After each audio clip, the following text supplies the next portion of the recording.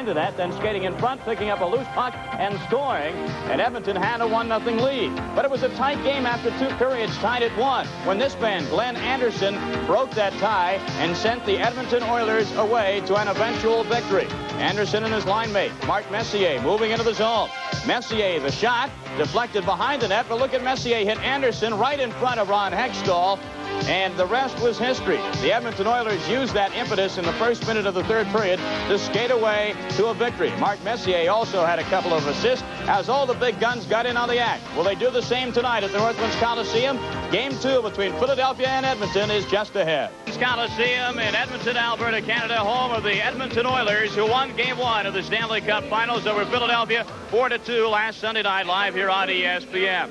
You talk to several people today, you'll get several different opinions about what might happen tonight in game number 2. The Flyers obviously want to win to even it up before the series swings to the Spectrum in Philadelphia. A lot of folks believe that should Edmonton win tonight and take a 2-0 lead, even though the series is going back to Flyer home ice, it may, for all practical purposes, be too big a hill for the Flyers to climb. Mike Emmerich and Bill Clement are standing by to call the action of tonight's second game. Let's get some pregame thoughts from those two gentlemen. Tom, it was almost like a trap was set. Which of these contrasting teams would be able to snare the other one and get them to play their type of game? And the winner, Edmonton. They sure did, Mike. I really think that both of these teams play better when they lead than when they follow. And I'm not talking about the score. I'm talking about the style of play. The Flyers would like to play a grinding, physical type of play that stresses forechecking. The Oilers, on the other hand, a little more wide open, stressing offensive hockey. It was definitely the Oilers that set the tempo in Game 1, and it was to their advantage. The numbers on the scoreboard at the end of the game weren't the only numbers that showed Philadelphia didn't get its way. No, Philadelphia didn't get their way. The numbers were indicative of what the Oilers wanted, but definitely not what the Flyers wanted. Let's take a look at them. First, let's go down the Flyers side. Attacks, 76. By attacks, we mean the number of times the Flyers arrived at the Oilers' blue line numerically equal. 2-on-2s, 3-on-3s, 4-on-4s. So they attacked 76 times. They dumped it in 28 times. That number is low. They want that number up tonight to establish that physical forechecking game. But look at the bottom number. 3 containments. Only 3 times did they get it back when they dumped it in. On the Oilers side, about the same number of attacks. 18 dump-ins. That's low. That's the Oilers' style. And you can bet that it was Krushelnyski's line and McTavish's line, not Gretzky's and Messier's, that dumped it in. Containments, 4. That's not really their game. The big number on this thing that you're looking at right now is the little 3 in the bottom left-hand corner. That was a disaster for the Flyers. This man said it'd be a goaltender series. We enjoy watching Grant Fuhr. We love to watch Ron Hextall because he's an offensive sort of goaltender. He didn't get that chance the other night. No, we mentioned before Game 1 that one of the Oilers' things that they had to control was Ron Hextall's offensive abilities, and the numbers show that they did that in fine fashion. He handled the puck far less than he normally does. Look at the bottom number, total handles, 8. Of those 8, 1 was a dump out. That's a safety first kind of move. Around the glass 5 times. That's also defensive. He only did 2 things offensively with the puck. Those passes to his teammates. Total handles 8 in the game. Very often Ron Hextall handles the puck 12, 14 times a period. So that tells you what a good job the Oilers did on Ron Hextall. All right, Philadelphia's up against a tough one here. What do they do in this game that they didn't do in Game 1? Hopefully, for their sake, hate the Oilers a little more. Grab control of the physical game. Strong forechecking game, strong hitting game, bump and grind. That's what the Flyers have to do. Look at it this way. If Philadelphia wins this game, the series is a best of 5. If they lose it, they've got to win 4 out of 5, Tom. It's that simple indeed. So a very important game night for Philadelphia. You know, they are healthier than they were in the first game. Lindsey Carson and Murray Craven are available for duty, but Tim Kerr, their big gun, especially on the power play, is not dressed again tonight. It's the Flyers and the Oilers, Game 2, straight ahead on ESPN. People who should know. Wayne Gretzky of the Edmonton Oilers and Mike Keenan, the head coach of the Flyers, commented on what kind of style we'll see tonight. We realized they came off a tough series with Montreal, and emotionally they had to be a little bit drained, but we realized they're going to be a better hockey team on Wednesday night, but we also realized we're going to be better on Wednesday night also. All right, good luck. I think the mindset of the hockey club will be better.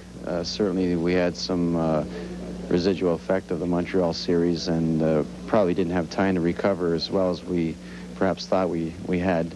And I feel the emotional response for the next game will be better for our hockey club. Well, Mike Keenan and Wayne Gretzky not saying so in so many words, but it is the popular belief on both sides of the fence that now that Philadelphia has had a chance to catch their breath with a couple of off days here in Edmonton and get their minds off that big series with Montreal and more into this series with Edmonton, that it should be a more competitive game tonight. Not that Game 1 wasn't competitive. It was 1-1 after 2 periods, but Philadelphia made a fatal mistake, and that was letting the big guns of the Edmonton Oilers wind up at center ice like a hurricane, gathering strength and coming in and really putting the pressure on Ron Hextall. Now, Mark Howell, of course, was a question mark for this game, too. He was injured early in Game 1 on a very legal but very crucial and crunching hit with Mark Messier. His playoff stats, 2 goals and 9 assists, but he's an NHL All-Star and certainly the most steady defenseman that the Flyers have. He will play tonight. It's still a question mark, though, if he's 100%. He insisted this morning at the pregame skate that he was, and he skated very well indeed. Paul Coffey, of course, could be a key player on the other side of the ice for the Edmonton Oilers. Coffey, who has not had the best playoff statistics in this springtime, 2 goals and 5 assists. When you think of Paul Coffey, you think of an offensive defenseman, a guy who rushes the puck into the zone and carries the play. But he had maybe his best performance in the playoffs in Game 1 of this series. Let's take a look at some of the key stats from Game 1, how they added up in this series. For Game 1, the shots were about even. The quality shots were about even. The face-off slightly in charge of the Edmonton Oilers. The offsides even. The hits even. And that's a surprise. A lot of people expected Philly to have a big margin in that area. So which team will exert its will tonight in game number 2? Let's go up to Mike Emmerich and Bill Clement and find out. Gentlemen. In his 11th Stanley Cup final, Andy Van Helleman, the referee, John D'Amico and Bob Hodges, the linesmen. And in goal, we keep waiting for a surprise. And you know what? I think we're going to wait a long time, especially as far as the Flyers are concerned. There will be no surprise. Ron Hextall is once again in goal. And at the other end, Grant Fuhr is also in goal. Very capable backups in Glenn Resch for the Flyers and Andy Moog for the Edmonton Oilers. But it will be Fuhr and Hextall once again. Don Koharski is the backup official tonight. The off-ice officials from Winnipeg. And yes, Philadelphia will start some checkers. Sutter, Tocchet, and Carson with Crossman and Marsh in back. The Messier, Anderson, Nielsen combination is out for Glenn Sather's Oilers with Lowe and Gregg the defense. Kent Nielsen turned it over for Messier. And the pass is up to him. Plays it through for Nielsen, and his shot is saved by Hextall. And a combination set up by the Oilers in the first 15 seconds. Play made back, but too far for Sutter. Low angles, and that one glanced off Gregg. Back ahead for Sutter's drop to Tocchet in front. Oh, and that one directed right on goal by Carson. Good opportunities at either end early. Crossman flips. Tocchet tries to play. Bank from him and out with it on the give-and-go Messier. Then leaves for Anderson. Anderson shot sailed wide. Nielsen there gets away from the hit of Sutter. Back up with it comes Lindsey Carson, and Carson just unwinds wide from center ice. Shift change. Poulin, Mellanby, and McCrimmon. Mike, no question, this is not the start that the Flyers need. The Edmonton Oilers have had a 3-on-2 plus a breakaway, semi-breakaway by Kent Nielsen. This is not the Flyers. This is not what they need to do. Propp and Mark Howe are the other Flyers. It is Coffey working back on defense with Charlie Huddy, who plays it now for Edmonton. Pass misses for Hunter. The other 2 men on the line, McTavish the center and McClellan the right wing. Howe's pass is kept by Huddy, given right back up to Dave Poulin. Headman pass went steaming by Propp and is flung back out by Grant Fuhr. It is nudged on up the wing. Hunter reaching for it, but McCrimmon there first. Slight bump for Poulin. Puck tipped by McClellan and then handled by Howe. Charlie Huddy with a minute and a half gone in an eventful first period thus far, especially the first 30 seconds. Mark Howe connects with Brad McCrimmon. Flyers in the midst of a shift change, so that pass goes asunder, and Steve Smith quickly back to McTavish and in. And Hextall goes astray, but that, of course, is his style. Howe to Brian Propp. Shovels it up for Zezel. They're 2-on-2. Zezel is shot. Oh, and that one screamed off the glass. Came to Tikkanen. Connects back out. On with this is Ruotsalainen, a drive wide. Sellout crowd here tonight, responding to these early thrust by both teams as Marsh fires one that's turned away by Fuhr. Derek Smith taps. Tikkanen tries to clear. Loose puck, though, gotten by Derek Smith again. Behind for Zezel. Swings one in front that's handled by Curry and advanced to Wayne Gretzky. Gretzky and Curry in a 2-on-2. Tikkanen up the wing and wrestled off by Dave Brown. There'll be a penalty coming up to Philadelphia. 2 minutes, 38 seconds gone. Period 1, no score. We had talked in game 1 about the importance of the people away from the puck, especially for the Oilers. Wayne Gretzky is one thing to key on. Mark Messier is another, so you have to take care of the guys away from the puck. Dave Brown did, but because Esa Tikkanen really dug in and drove for the net, he was forced to drag him down. You could see just the tail end of that play. Hextall crunches the boards and throws, but Charlie Huddy is there. Banks it to Gretzky, then to Curry, but instead it's back to Coffey. Jari Kurri looks to the slot. Puck knocked down and cleared back out by Craven. Shift change now. Craven steps off, and Dave Poulin and Brian Propp will be on. Craven was just there for the initial faceoff. A minute and a half to go on the power play to the Oilers. No score in the game. Glad you've joined us tonight on ESPN as Coffey plays in. Hextall controls and swings it back down. Oh, and that one just went by Brian Propp. Flung out by Fuhr, but Propp able to control, and then it's lost to Tikkanen. Poulin centers, and that flagged down by Kurri. Jari Kurri trying to control and gets it on to Tikkanen. Moves back out on Brad McCrimmon. McCrimmon's pass for Paul Coffey is tipped by Propp and gathered in by Brad McCrimmon. Shift change on. Messier's unit comes out now for the final 57 seconds of the power play. Power play had difficulty. 2 for 16 against Detroit. It was 0 for 2 in game 1 as Messier can't get by Mark Howe. Craven spins it back down. Boy, you can tell when Mark Messier has it inside of him, and tonight he is a hungry hockey player. It's Gretzky. Backhander, and that's handled by McCrimmon. Back it comes Ruotsalainen. Hurries it to Messier. Then to Ruotsalainen. Half a minute left power play. Messier drops it back off. Gretzky from behind. Centers on. And it is the drive that's blocked off. Carried back out by Sinisato, and the play is for Craven to drive in. That one snared by Fuhr and set up for Ruotsalainen with 15 seconds to go on the man advantage. Good action here from the Northlands Coliseum. 15:30 left first period, no score. Gretzky fires. Pad stop. Hextall. Centering back. Oh! Anderson went wide with the shot. Anderson lays it for Gretzky. Punched away by Brad Marsh. Anderson really hit hard by Tocchet. The Flyers start back out as the penalty box emptied of Brown. Play knocked down by Anderson and controlled by Gretzky. Turns it loose, and Krushelnyski will drop back in. Mike, you think Ron Hextall doesn't have some of the best concentration in all of pro sports? You can see it. It's not only the one save, but he recovers and he knows where it's going and where it's coming from on the next one. He somehow finds a way to recover after every save.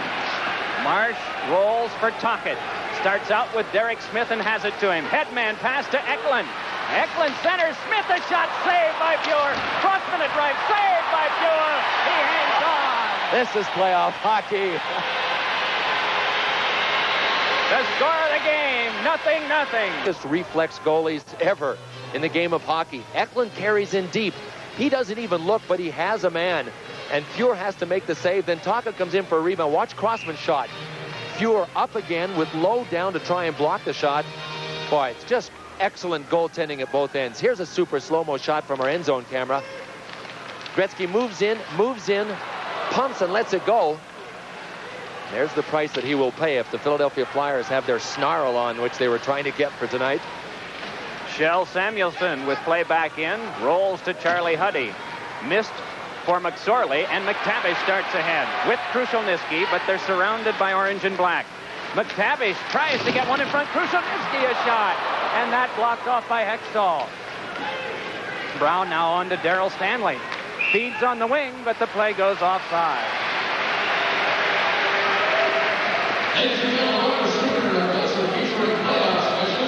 Well, I asked Mike Keenan this morning if he could isolate a position that didn't play up to their potential in game 1, and he said no question the forwards. The poor defense and Ron Hextall were under siege for a lot of the third period, and Mike really didn't think that his forwards played the kind of inspired game. You know, to play strong defense, for the defensemen to go back into their end and get the puck when it's dumped in, you need so much help from your forwards. The forwards actually have to hook and grind and hold people up.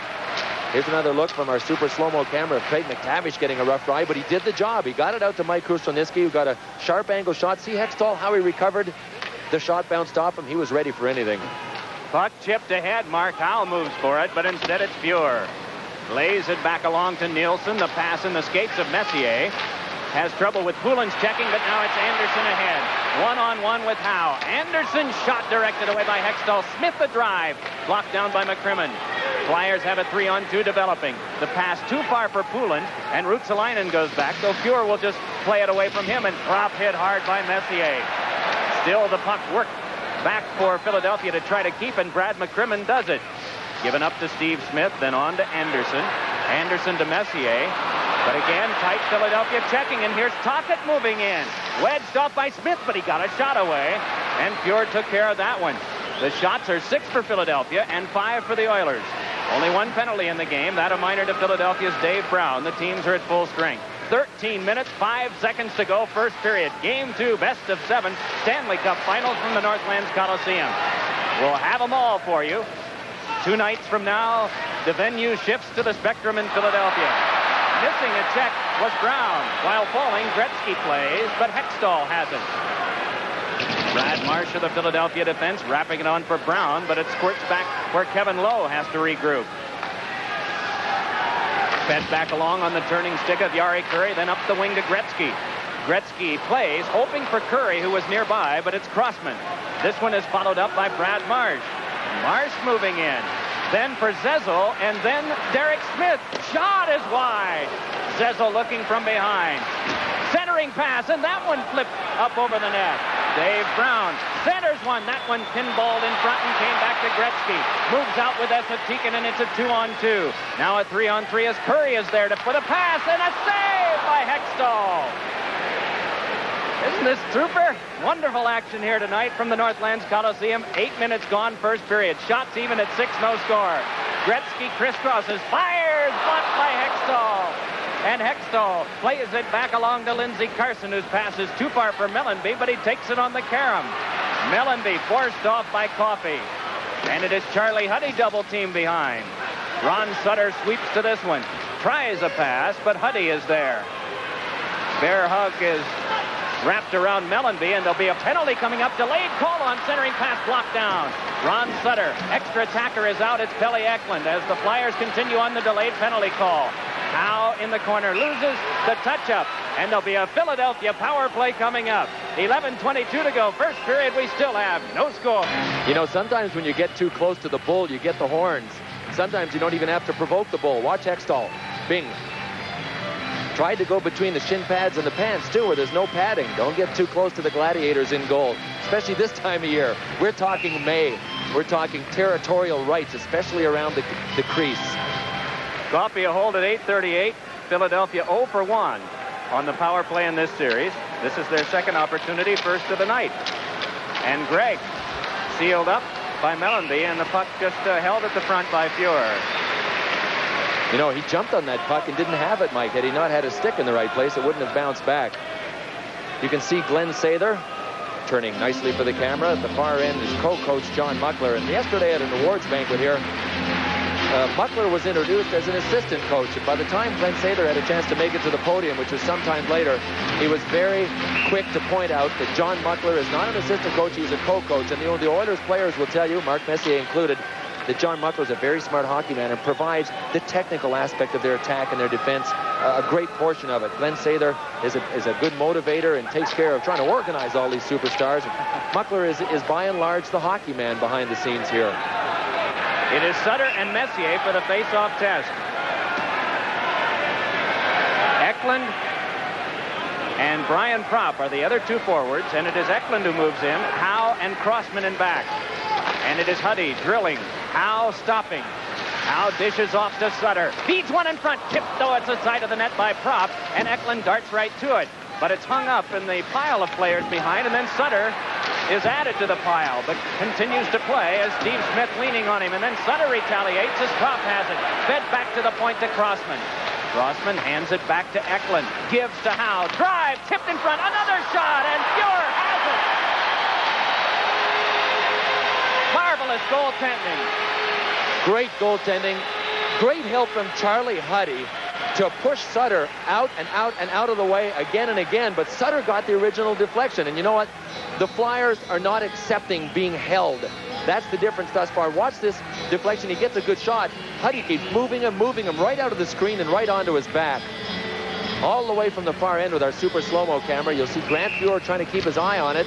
Sutter shakes loose. Huddy actually looked like he lost his balance in front. Left Sutter alone. Huddy came charging back, but the Flyers don't seem to be accepting people holding them. Steve Smith had a hold of Ron Sutter before that shot behind the net, and Sutter just flung him off. If you want to play to win, you cannot accept being tied up. Bud keeps the action going so you can enjoy the Flyers and the Oilers. For all you do, this Bud's for you. Ron Sutter to Brian Popp, has Eklund in front to Sutter, and across now to Eklund. Eklund looks things over, has Mark Howe to pass to and gives to him. The return is to Eklund. Feeds side of the net, but getting right in the way of Smith, and he clears. Eklund starts it right back along to Crossman. Has a man breaking Howe. Fires, and Fuhrer has it. Seems odd to say, but that's one of his easier ones, I think. Isn't that something? I agree with you. The Flyers have had 11 shots on Grant Fuhrer, and Hextall's had 7. I can't remember an easy one that Hextall had. Perhaps a semi-sharp angle shot by Krushelnyski, but it was still within range to score. Quality chances have definitely been there tonight. Well, Hextall's getting to handle the puck. Probably by now he's had as many handles or close to it as he had in the whole game won. The Oilers have been attacking so frequently as well that the play has kept coming at him. Those quality chances there. And that's one thing that the Flyers don't want to engage themselves in, is a competition of quality scoring opportunities. When we talked about defensive play, grinding, shutting down the Oilers' stars, I'll guarantee you that if the Oilers have 20 major scoring opportunities and the Flyers have 20, the Oilers are going to win the hockey game. They have better scorers. Tocchet misses Crossman, and down it goes with 45 seconds to go on the power play. Messier forced the hand of Hextall. We're at the halfway point of the first period. 11 shots Philadelphia, 7 Oilers. Play made through. Oh, and they had the third man on the dish off but couldn't reach him. And the puck cleared by Gretzky. Hextall has really been assertive in his goal tonight and in roaming more in his zone than we noticed in game number 1. But it is Crossman there, playing it back up for the drop-in by Dave Poulin. Prop moves toward it, but it's chopped away by Smith. Loose puck is gathered in by Hunter and fed to Gretzky. Gretzky puts on the fake, now looks for the pass, and across it's tipped by Poulin just away from the breaking Kevin Lowe. Crossman right back along, gives to Prop. Wanted to get it to McCrimmon. Gretzky has it and feeds to Lowe. Penalty time is up, and nearly a backhand pass to the man just coming out of the box, Paul Coffey.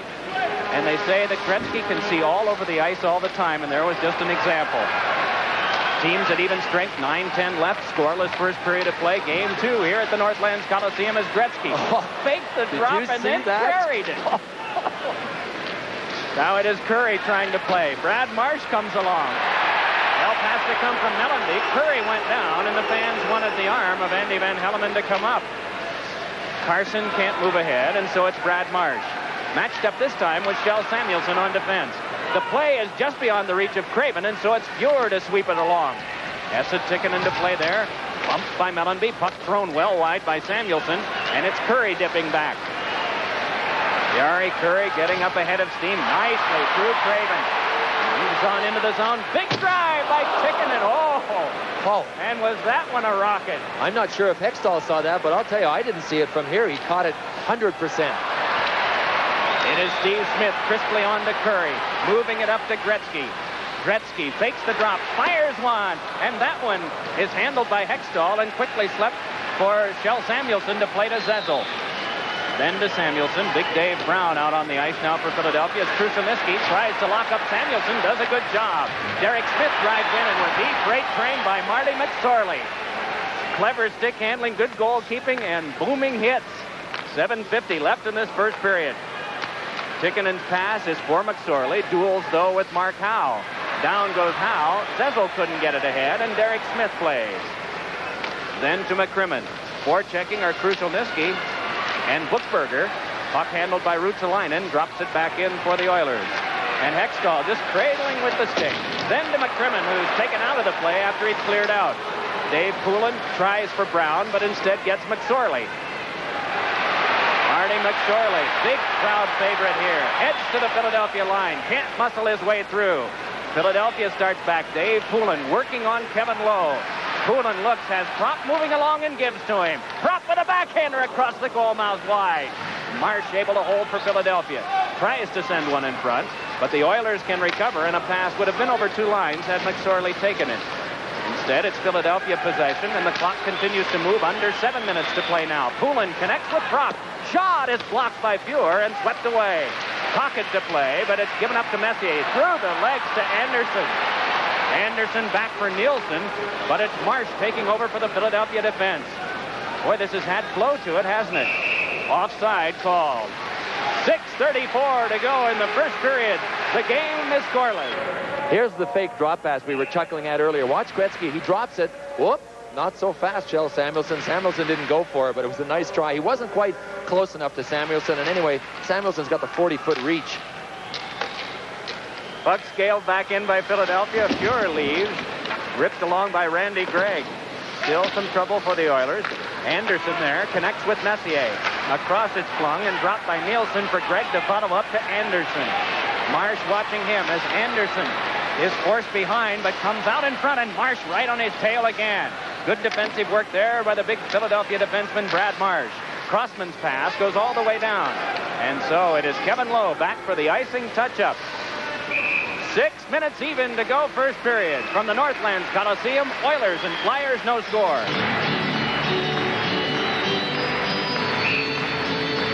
There you see the Northlands Coliseum, which has been home to the Alberta Oilers of the WHA in 1972, and then beginning in 79, the NHL Edmonton Oilers. Murray Craven, who has returned from injury, awaits this face-off that will involve one of only two helmetless players left in the playoffs, Craig McTavish. The other, you may have noticed earlier, Brad Marsh. Sutter along to Mellenby. Checked by Huddy. Followed up by Coffey. Mark Howe is there, but was preoccupied with Hunter. And on now comes McTavish. McTavish, watched by Brad McCrimmon, takes a look for a point pass and then has to deal with McCrimmon again. And it's punched away by Howe to Brian Propp. A 3-on-2 develops for Philadelphia. Leading it on is the defenseman McCrimmon, but can't get his pass away. Brad McCrimmon follows up and rolls one that seems to elude everyone. Now Craven side of the net. Mellenby, a shot that is deflected away. Hunter now for Edmonton with a pass that misses for McTavish. The chances aren't coming as frequently as they did earlier.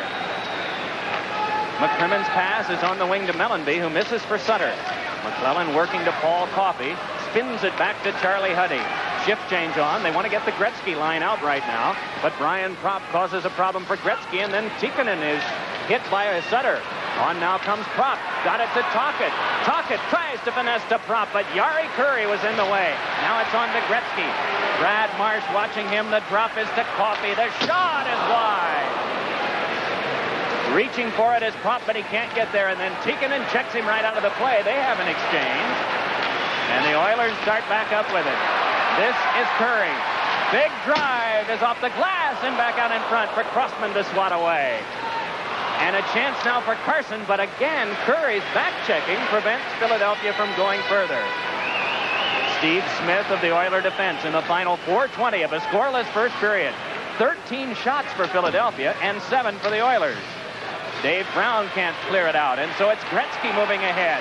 Gretzky in front, and Brad Marsh was there to make a splendid defensive play, so that it's Brown stepping back ahead for Philadelphia. Has Marsh breaking and just puts it in on Fuhr. Fuhr just away from Carson, along to Kurri. Taps one, but it's read by Marsh and dropped further. On with it comes Steve Smith.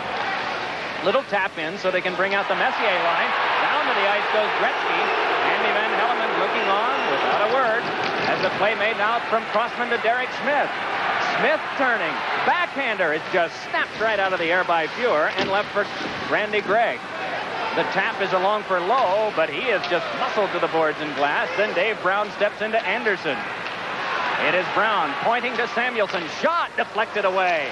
Poulin in to test with Kevin Lowe. And Poulin kicks it along, still trying to control. Then Lowe in the way. Lowe able to outlet to Anderson. Nudges it to Wayne Gretzky. And it's Gretzky in a 3-on-3. In traffic, and it's dropped for Lowe, but he couldn't read, and no one else could either. And a cross-checking penalty has been assessed away from the puck. It'll be a Philadelphia penalty, and so the Oilers are going to have the man advantage. 3:02 left first period. There's no score.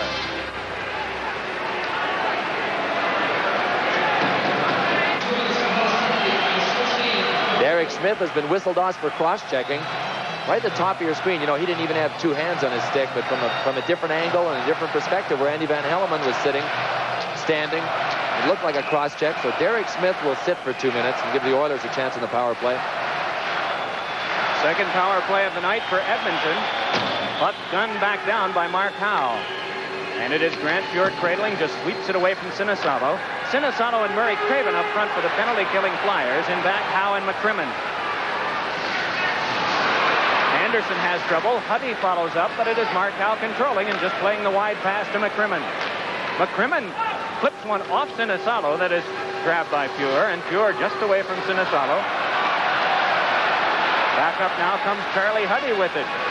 Huddy has a man breaking. It's Messier. Pass nicely plucked out of the air by Propp. Ahead for Sinisalo, but just tapped from him by Coffey.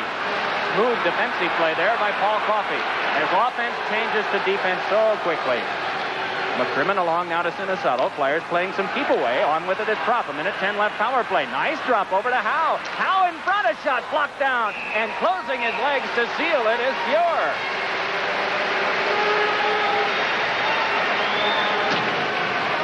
Well, he looks as if he's skating not too bad, Mike.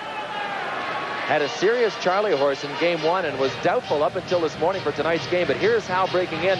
You know, Fuhr can't see very much with Paul Coffey standing in front of him there. You can see from that angle. And we'll see it from here. Nice pass by Propp. He draws the one defenseman over to him. There's Ken Nielsen trying to pursue. But somehow Paul Coffey has ended up back right in front of Grant Fuhr. It's not a real, it's a good example of what not to do. Defensemen want to stand up and face those attackers. Coffey back right in.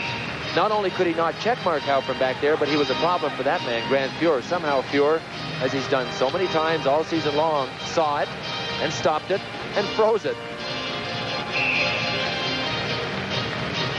Unofficially, we're going from recollection. It has been at least 4 minutes of playing time since the Oilers had a shot on goal. They are still at 7. Philadelphia has 15 shots in this period. And this is a power play that hasn't clicked yet. But they have Gretzky and Tikkanen and Curry to work with Ruotsalainen and Smith. Sutter and Propp for the shorthanded Flyers. Marsh and Crossman in back. 2 minutes to go, first period. No score in the game. Smith on now to Gretzky. And it's angled in. Hextall to play it there. Away from Tikkanen and back out. And Ruotsalainen gives chase with Propp on his tail. Ruotsalainen able to pull back around for the Oilers. Crowd intensity picks up as Ruotsalainen freely skating into the Philadelphia zone. Rolls it along and Marsh there, but Gretzky tapped from him. Punched by Ron Sutter. Crossman there to guide it along. Smith able to whack it and keep play moving. To Curry, then over to Tikkanen. 25-second power play drive is blocked down by Hextall and rolled back out by Brian Propp. Just the little things that you notice defensemen do, and Brad Marsh and Doug Crossman both connecting there. 10 seconds left on the man advantage. The drop is to Gretzky. Feeds in front, and it's chipped back out by McCrimmon. And only 3 seconds now on the power play, so the Flyers will have successfully killed off the second one. 1 minute to go in this first period of play. Oilers got one shot on goal in that 2-minute power play advantage. Flyers again closing ranks, and Mellanby rolls. It is Kevin Lowe sliding it across to Dr. Randy Gregg for the drop back in. McCrimmon to take it for Philadelphia. Double teamed and then hit hard from behind by Dave Hunter, but it's Craven starting back out. Murray Craven moving on Gregg. Fakes the drive. Then Craven threw it behind, and the puck just careens along to Hunter. Dumps it ahead, and here's Gretzky moving in. Fake shot off the inside of the pad of Hextall and wide. And everyone at the Orange bench takes a big, deep breath. 15 seconds to go in the period. A period that's had everything. Here is McCrimmon spinning it back on the turning stick of Zezel. Flyers have a 4-on-2 stoppage of play. And too many men on the ice has been called against Philadelphia. Well, there was a reason for the extra man. And Andy Van Hellemond happened to see that they had too many out there, and so with just 8 seconds left in the first period, and on the heels of Philadelphia having just killed off an Edmonton power play, Gretzky upset about something at the bench. It'll be another Edmonton advantage. Here is McCrimmon moving on Hunter, and oh, did the stick come up high. You know, in relation to that shot's timing, it could have been that Philadelphia might have anticipated a power play coming up, but the arm of Van Hellemond was probably not up at that point. As the Flyers moved up on their 4-on-2, we looked out of the corner of our eye and saw Hextall sprinting toward the bench. So we don't want to further confuse you until we have a chance that we can really look it over again before we draw 2 and 2 to get 4. 1952 of the period is the too many men penalty. And here is Gretzky stepping in. Loads the gun, then fakes, finesses, but off the inside of the thigh pad, it appeared, of Ron Hextall. All right, Philadelphia for the shorthand situation will have Sutter working with Kropp, Howe and McCrimmon back. Gretzky will be out on the wing now. Mark Messier will take the face-off. Anderson on the other side. Kent Nielsen and Paul Coffey at the points. Well, you talk about murder incorporated when it comes to offense. The Oilers have it out there now. They've got to hurry, though, before the period ends. And here's Messier. Feeds in front to Anderson, and the puck whacked by Hextall as the siren goes to end the first period. And Andy Van Hellemond indicates we're going to have at least one penalty, maybe 2. Hextall incensed about something. Hextall asserted himself with the stick. The siren went. And then an exchange between the Oilers and the Flyers at the conclusion of this first period. We'll get a chance to see it once more as Hextall charges out, pokes it with his stick. Sprawling into him was Anderson. Hextall gets back up to play. And by this time, the siren is gone. And it is a holding call on Brad McCrimmon, which means the Oilers will have a 5-on-3 at the start of period 2. 15 shots Philadelphia, 9 shots Oilers at the end of 1. No score. We get an indication how the flow of the play went. Well, the Flyers definitely dominated in the shot total. The quality shots, 5 apiece. I would venture to say there were even a couple of more serious saves involved in those totals than 5 each. Face-offs, pretty even. That shows you how much the play kept going in that period. There were only a dozen face-offs. Very often there can be far more than that. Offsides, 1 apiece. Guys are concentrating out there. The hits, that's more like it. We expected to see the Flyers with an advantage. 21 for the Flyers, 16 for the Oilers. Turnovers, about the same, 18 each, and that comes from some grinding once you get over the blue line and get into the defensive situations. I think there's no doubt, Bill, out of 7. In this case, Edmonton hosts the NHL Awards Banquet between games 1 and 2. That fell yesterday morning here in Edmonton. What also fell were several inches of snow. That's right, I said snow. Have a look at it. The biggest surprise Tuesday morning in Edmonton, the weather. Blizzard conditions. I'm not kidding. But even that couldn't stop our Bill Clement. Just another day of paradise, huh? Well, to be sure, Bill and yours truly and Mike Emmerich, we all made it through the snow. But we heard Hartford General Manager Emil Francis announce the winners of the William Jennings Award, with a pair of goaltenders giving up the fewest goals during the regular season. On behalf of the National Hockey League and the Jennings family, I'd like to call forward the 2 goalkeepers this year who won the Jennings Trophy, Brian Hayward, Patrick Roy. Hayward and Roy actually won the award on the last night of the regular season as Ron Hextall, the Flyers, gave up 9 goals in the season finale against the Islanders. The annual National Hockey League Awards Banquet is a time for the top brass of the NHL to get together and discuss some of the big events that have happened during the past year of NHL regular season play. It's also a chance for some of the outstanding achievement awards to be handed out to players who have done very, very well during that regular season. And here in Edmonton, where the banquet was held this year, well, it's no surprise that one name continues to dominate, and that name is Wayne Gretzky. Gretzky receiving the Emery Edge Award for the best plus-minus percentage in the National Hockey League from last year's winner, Mark Howe of Philadelphia.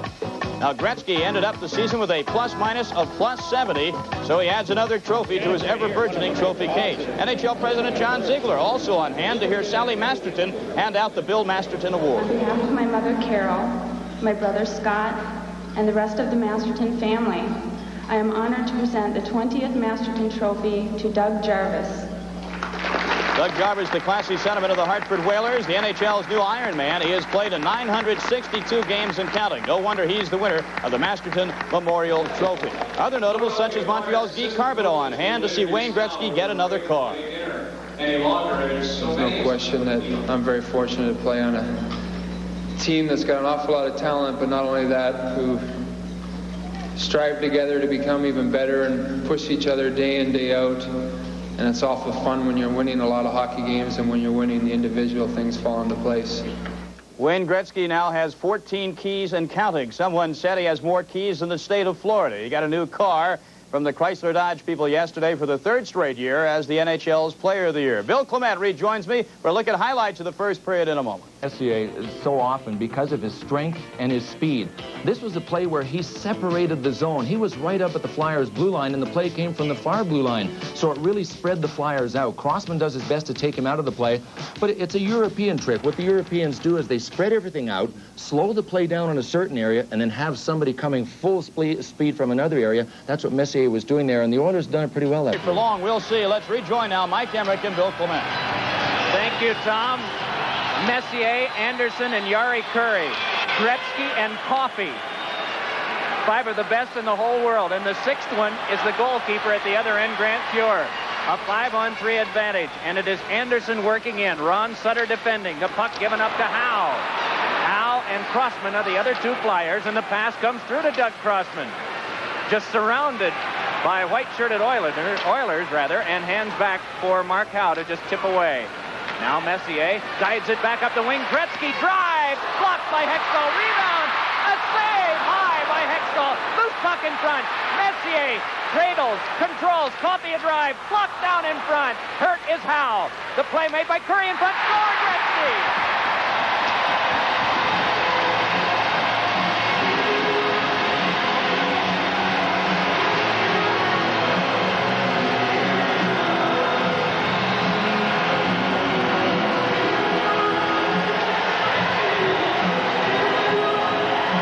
Sometimes you can only keep your finger in the dike for so long. Finally, the dam breaks. Hextall, so many excellent saves. Don't even know where to start. Messier had nothing to shoot at on that one. That's the shot Mark Howe blocked. Curry from the side on a sharp angle. And, you know, Mark Howe was there. That had to be threaded. Here's the Coffey. Fakes the windup. Goes over to Curry. And you can see that he only had a small space between Mark Howe and the net to thread the needle. Gretzky was actually behind the net by the time he scored the goal. Gretzky, his 5th of the playoffs, 2nd in the series on the power play from Curry and Coffey. 1:02 to go on the 5-on-4. Huddy moves in, but the play offside. Boy, what a chance now. They still have 1 minute and 1 second. 1 second of power play time. Here's another look at it from an overhead. Watch the bottom right. There is Gretzky.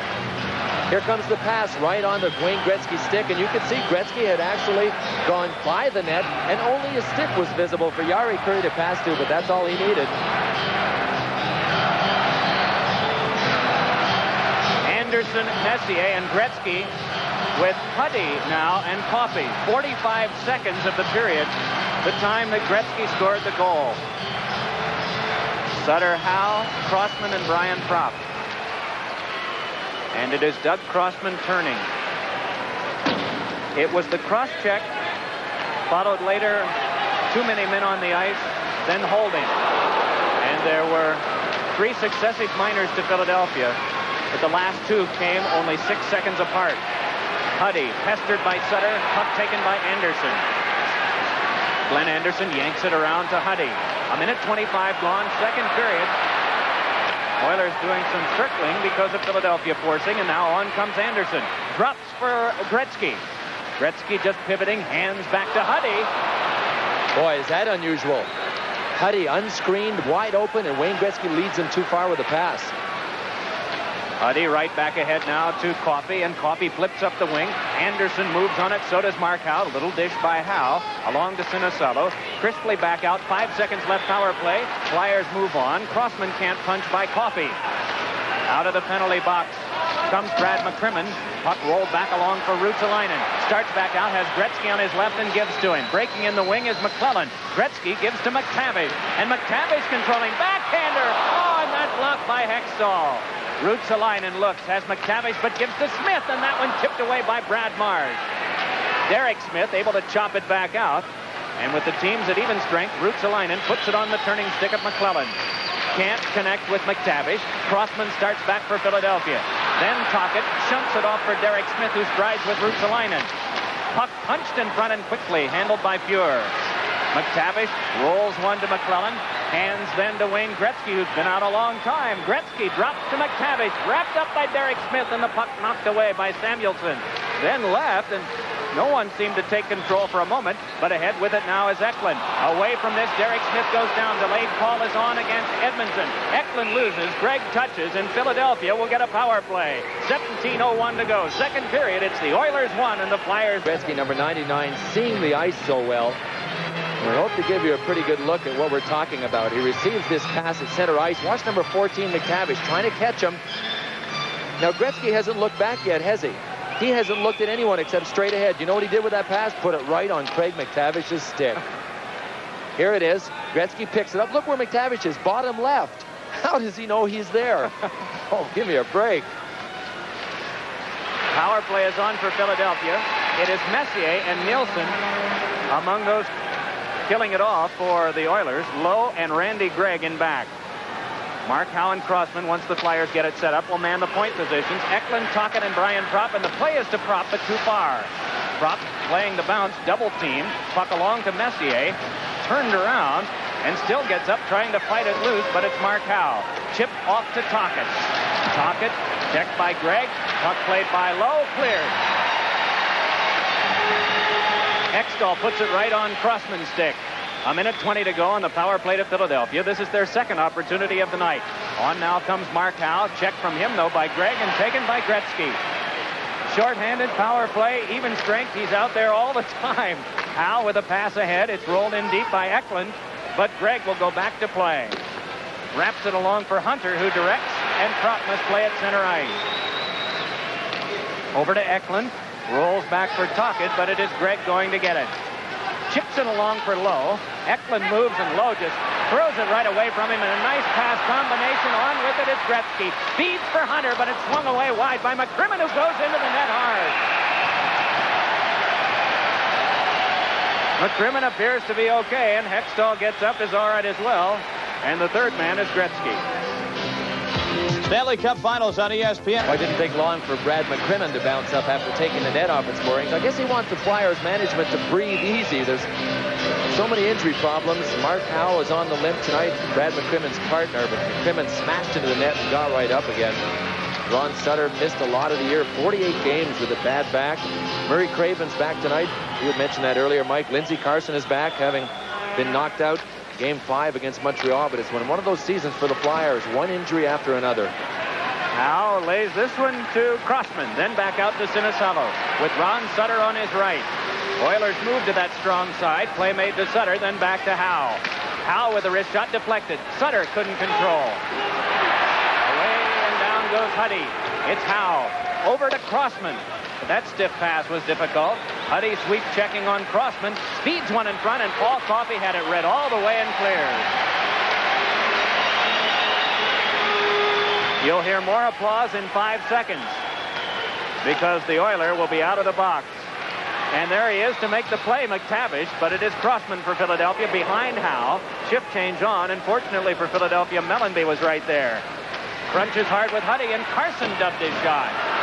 14:50 to go, second period. In case you've just joined us, this is Game 2, Stanley Cup Finals. Oilers lead in the series 1-0, and in this game 1-0 on a goal by Wayne Gretzky. On a 5-on-3 advantage early in this period. Brad Marsh in, pursued by Curry.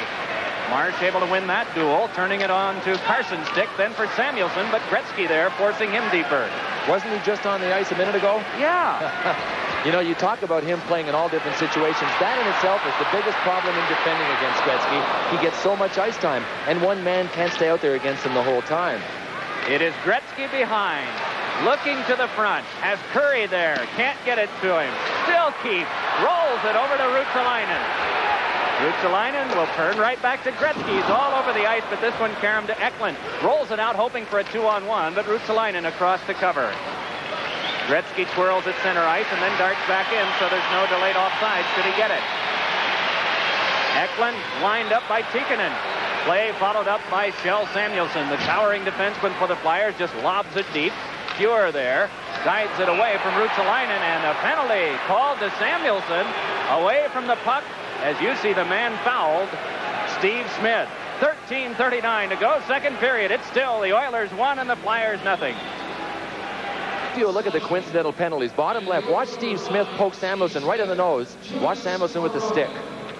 Smith folded up here, went right down on a little delay action to try and, I guess, just force a penalty to Samuelson, but Andy Van Hellemond got a real good look at it. He waited, even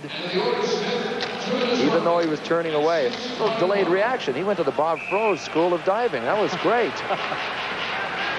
That one was replayed again at the awards dinner yesterday as one of the more dramatic plays as McCrimmon hit the glass with his shot.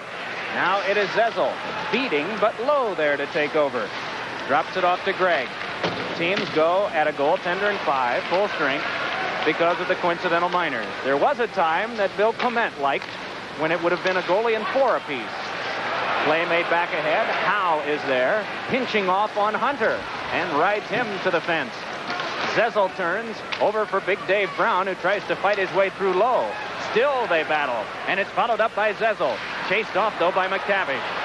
Derek Smith able to worm one in, and it is Gregg back to handle with under 13 minutes to play in the second period. Philadelphia with no shots so far. Edmonton has 4. Here's a chance for Propp. A shot was wide. Hunter starts back out with McTavish. Has McClellan on the wing, and the angle is for McClellan. Brad Marsh sees it poked right through him, and McClellan tries to center through the legs, but can't. Marsh wheels it right back for Philadelphia. On now to Eklund's stick. Eklund, the drop to Brian Propp. Tries to return to Eklund, and the puck nearly ricocheted off Paul Coffey. But it's wrapped around for Tocchet. And Tocchet has a duel with Nilsson. Coffey tries to play. And Paul Coffey with some room, hooked down. Play continues. On now the wing, it's Messier. Has Nilsson to pass to, but just really defended splendidly by Crossman. On with it comes Anderson. Anderson tried to get it to Nielsen, and a stick in the way. Another play, and that made by Brad Marsh. And another Oiler gets up, and the fans upset as turning for it is Paul Coffey back on defense. Tocchet tries to hook him, but it is Coffey with a pass too far. Collared by Crossman with 11:45 left in the second. 1-0 Oilers. Play breaks down as it was hung up in Sutter's skates. So it's the toss to Howe, then back up, and still a Flyer preoccupied with Coffey in the zone was Mellanby. Play made right into the referee, and with all of this, a delayed offside finally whistled. Coffey and Mellanby pawing at one another, and now a crowd gathers. And Mellanby moves in with Charlie Huddy. Lindsey Carson was with Coffey, and Mellanby was involved in the secondary thing with Charlie Huddy. 11:36 to go in the second. 1-0 Oilers.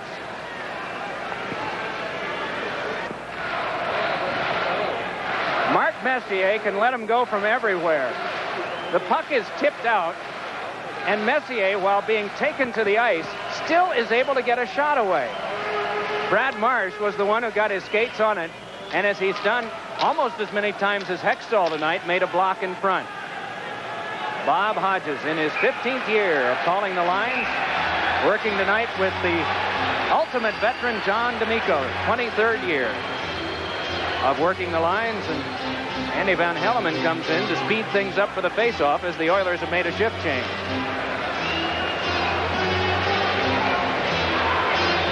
Gretzky with Tikkanen on the left, and on the right Curry.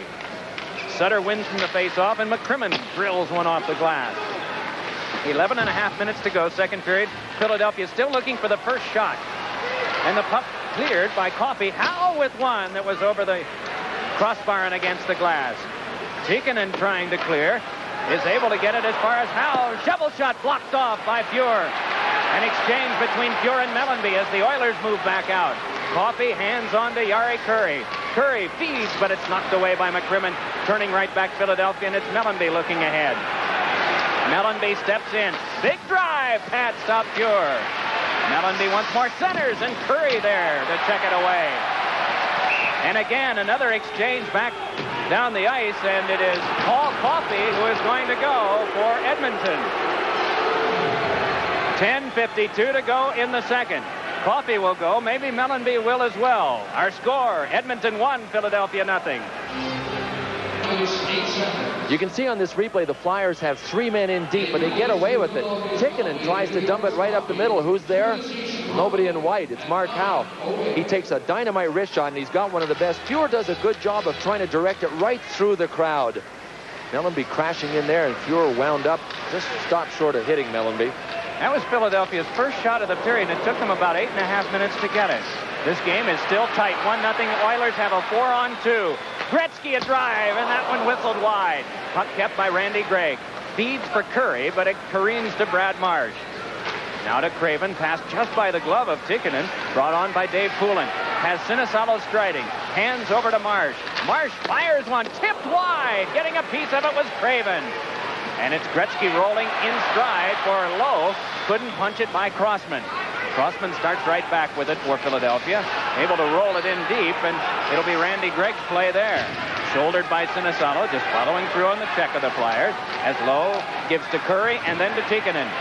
Shift change on for Philadelphia as Tikkanen moves on Brad Marsh. Looks for Gretzky. Feeds one, but Doug Crossman right there. Crossman with an outlet pass on to Tocchet. On for Eklund, and Eklund couldn't get his way by Kevin Lowe. Lowe covers the puck and just guides it along, and we get a hand pass whistled against Edmonton.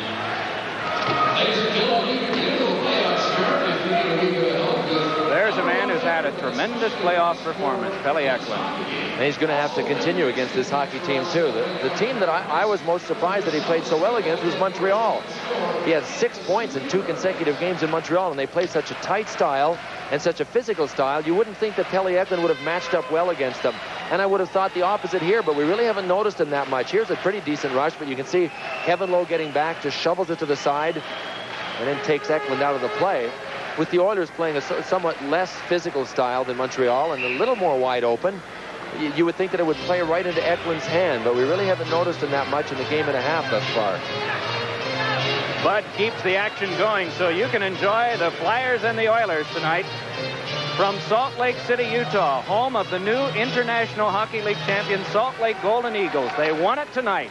From there to Muskegon, Michigan, that's where it was played against the Muskegon Lumberjacks.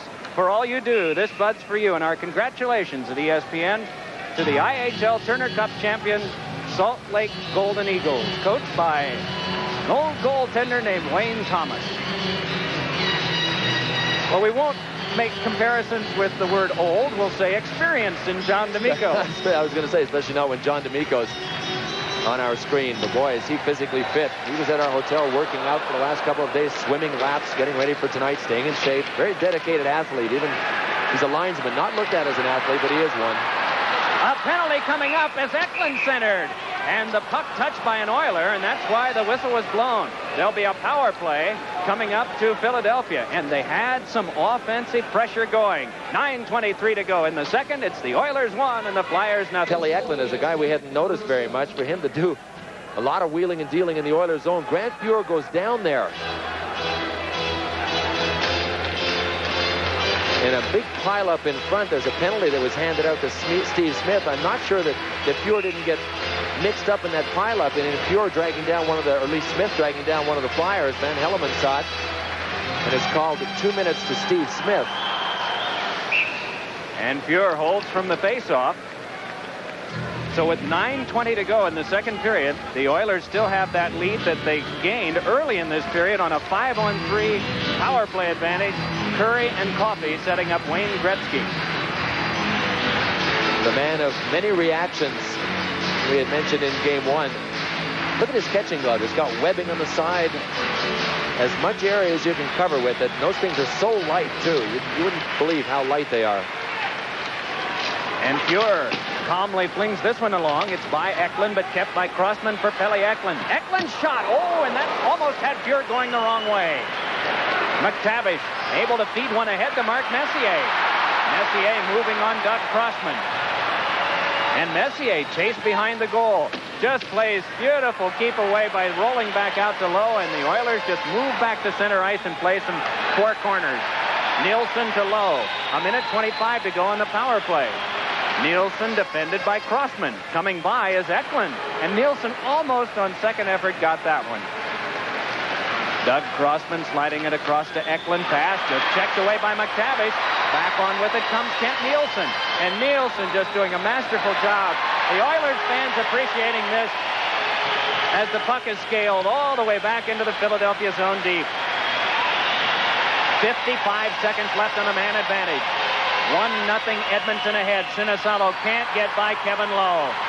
Lowe feeds to Gretzky, and Gretzky goes for a skate with it. Is hooked by Zezel, and Zezel able with that maneuver to get it away. Brian Propp starts in, feeds it across to Sinisalo. Forehander is saved, made by Fuhr.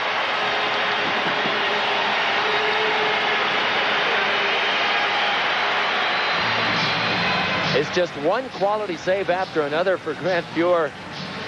The sprawling variety, the split saves, the glove saves. And you know, you had mentioned in game one, Mike, that he doesn't get the recognition that he deserves, and that's absolutely right. His statistics aren't that great because he plays for a team that stresses offensive hockey a little more than defensive hockey. Here's Sinisalo's drive with a good wrist shot, and he had to do the splits to get down low enough to make the glove save. Oh, yeah. He is just a superb goaltender that people don't realize, that don't follow the game as closely. His statistics might not bear it out, but anybody that watches him play often enough knows that he is one of the best. In some people's minds, the best. Get a chance to see this all develop from up top this time. You can see that Sinisalo is sprung loose on the right. Now, Gretzky was going for a bit of a break. He was a little late in getting back into the play, and the Flyers, with the man advantage, they were able to squeeze a shot away. McCrimmon's shot is blocked down. Propp with a backhander saved by Fuhr, cleared away by Coffey. 28 seconds to go on the power play as the Flyers nearly rang one home, but Grant Fuhr just equal. Brian Propp for Philadelphia starting back out. 7:40 left in the second period. Oilers leading in the game 1-0 in case you're just joining us. Puck played back across to Crossman. 12 seconds left on the man advantage. Charlie Huddy up with it along to Coffey, and Coffey clears. 5 seconds left, man advantage. That'll do it. The Oilers will have cleared the penalty box once more and killed off another Philadelphia power play. Huddy across to Coffey.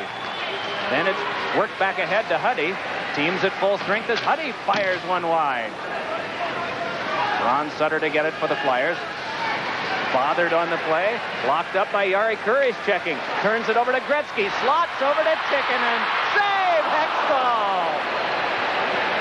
Wonderful attack met by splendid resistance. It is Fuhr chipping one along. That's by Smith. That's Steve Smith, but Derek Smith follows up and forces to Sutter. Right back to Ron Sutter once more. Feeds in front. Mellanby stoned by Fuhr. Another shot. They score! Derek Smith. And it's tied at 1. There's that forechecking we were waiting for. The Flyers end up with a one-on-one situation in front. There it is, Mellanby, bigger and stronger than Ruotsalainen. Mellanby gets the original shot, and by the time Steve Smith, number 5 for the Oilers, figures out where the rebound's going, here's Mellanby. He just overpowers Ruotsalainen. Steve Smith, I think, took a poke at it in the air, but Derek Smith was just blasting in from the left here. Sutter, Mellanby overpowering Ruotsalainen. Smith just comes roaring in here. There's Derek Smith getting by Steve Smith. Right off the back of Grant Fuhr's legs and back into the near post just in behind him. So it is even as Randy Gregg gets a chance. Save Hextall. Oh, and here's Nielsen. Feeds one in front. Oh, and it's tapped wide by Glenn Anderson. Puck kept by Nielsen. Feeds it back to Lowe. Lowe waits. Then plays it aside for Anderson, and Brad Marsh right there to defend. Oh, the Flyers nearly got caught. Back with this now comes Dave Brown. Feeds over to Lindsey Carson. Drive. Pad stop made by Fuhr. And it's Gregg handing back on for the toss back up. Messier turning. And Messier hands on to Randy Gregg. Watched by Marsh. Backhander is wide. Nielsen dubbed one. Played by Shell Samuelson. Samuelson outlets to Marsh. They nearly had a 2-on-1, but Marsh couldn't control. They gave it right up, though, to Brown. Brown turns in, trying to pull away from Coffey. Centers to Eklund. Eklund centers, and Carson had to hurry and couldn't get a directed shot away. So just as the Flyers looked vulnerable in their own end, the Oilers did as well. Back on with this is McTavish. Just plays the angle, and Hextall behind his net. Mark Howe wraps it along for Tocchet. Can't chip it by Coffey, but then on second effort it's to Propp. And Propp steps back in for Philadelphia. Propp taking a look. Tries to throw one in front. Now chips it one, but Fuhr dives and hangs on. 5 minutes, 10 seconds to go. Second period. We're tied 1-1. Ron Hextall, what a hockey game he's had tonight. Very busy man. Gretzky shovels this one all the way over to Tikkanen. Hextall, no question. Sometimes the puck hits the goalie, and other times the goalie has to move to the puck. He definitely had to move to that one. Here's another look at the goal. Watch 19 get a decent shot away. Steve Smith swings around at it and takes a poke. One bank off the back of Grant Fuhr and into the net. Oh, anticipating well to intercept that one and bring it out. Mike Krushelnyski rolled it along for McClellan, but instead it's Howe. Huddy throws back in. Delayed offside, and the Oilers have to vacate the zone. Flyers control, and it's Howe across from McCrimmon. Just got out of the way of a check from McClellan, and the puck pops out of play. Derek Smith. Peterborough Pete's, and has been with the Flyers now for 3 seasons, was a part of one of their most successful draft years. Sure was. And as he improved himself as an athlete as well, and that seems to be a sort of a story that runs through a lot of the stories when we get talking about players with the Flyers. When they become Flyers, they become better athletes. He arrived at training camp this year at the beginning of the season just about 20 pounds heavier than he finished the season the year before. His body fat was 4% less. We told the story a number of times about Brad Marsh, how his body weight, body fat had dropped. Derek Smith, another one that got stronger and leaner. Brad Marsh is out now and whipped that one into Huddy. Charlie Huddy tried to pass across that Hunter was able to nudge further, but it's Crossman flipping one that Hunter carried in and then paid the price with Dave Brown gently, but a stoppage of play. You know, we made mention to that International Hockey League score. We should probably, well, we have a... Speaking of the International League. No. The International League's a good hockey league. Young man just barely above the boards watching this. We should say that it was Salt Lake 7, Muskegon 3 tonight. Salt Lake won the final series 4-2. And you fans in American League cities, Rochester a winner over Sherbrooke tonight 7-4. So they go to 7 games to determine the champion Saturday in Sherbrooke. Sherbrooke is the Montreal-Winnipeg farm team, and Rochester the farm team of the Buffalo Sabres. That's the first time in 24 years that a 7th game has been needed to decide the American League Championship. It's been since 1971 that a 7th game was needed for the NHL Championship. If it takes 7, we'll be there, as we will be in Philadelphia for games on Friday and Sunday. On ESPN, that's games 3 and 4. But on now with this one, it is Reijo Ruotsalainen. Ruotsalainen wrist shot, and that hit off someone in front, perhaps Hextall. Puck behind, and Marsh took down McTavish. Now a 4-man cluster in the scrum, and the 5th man, Crossman, able to take it away. Game tied at 1. Just over 4 minutes to play, second period. Stepping in is Ron Sutter. Feeds to Crossman, couldn't get the shot away. Good checking by McTavish. Ruotsalainen glasses it, and Curry directs it further. And now something happening well away from the puck. Crossman in a bear hug. Back down in the corner, and I believe it is with Dave Hunter. Yes, it is. And they are finally parted, and it was all wiped out by a delayed offside. The play at center ice meant nothing. And Andy Van Hellemond just stares a few daggers as Gretzky comes by for a word.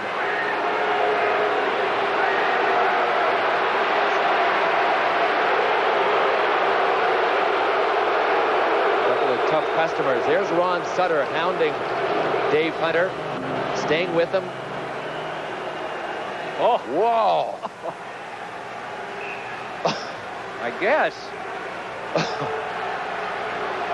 Well, is that as straight a left as you've seen in some time? Since Golden Gloves. What a blow! Knocked his helmet right back on his head. But you know, I was mentioning that at this time of year, you can't allow yourself to be tied up in a situation. And here's Dave Hunter at it again.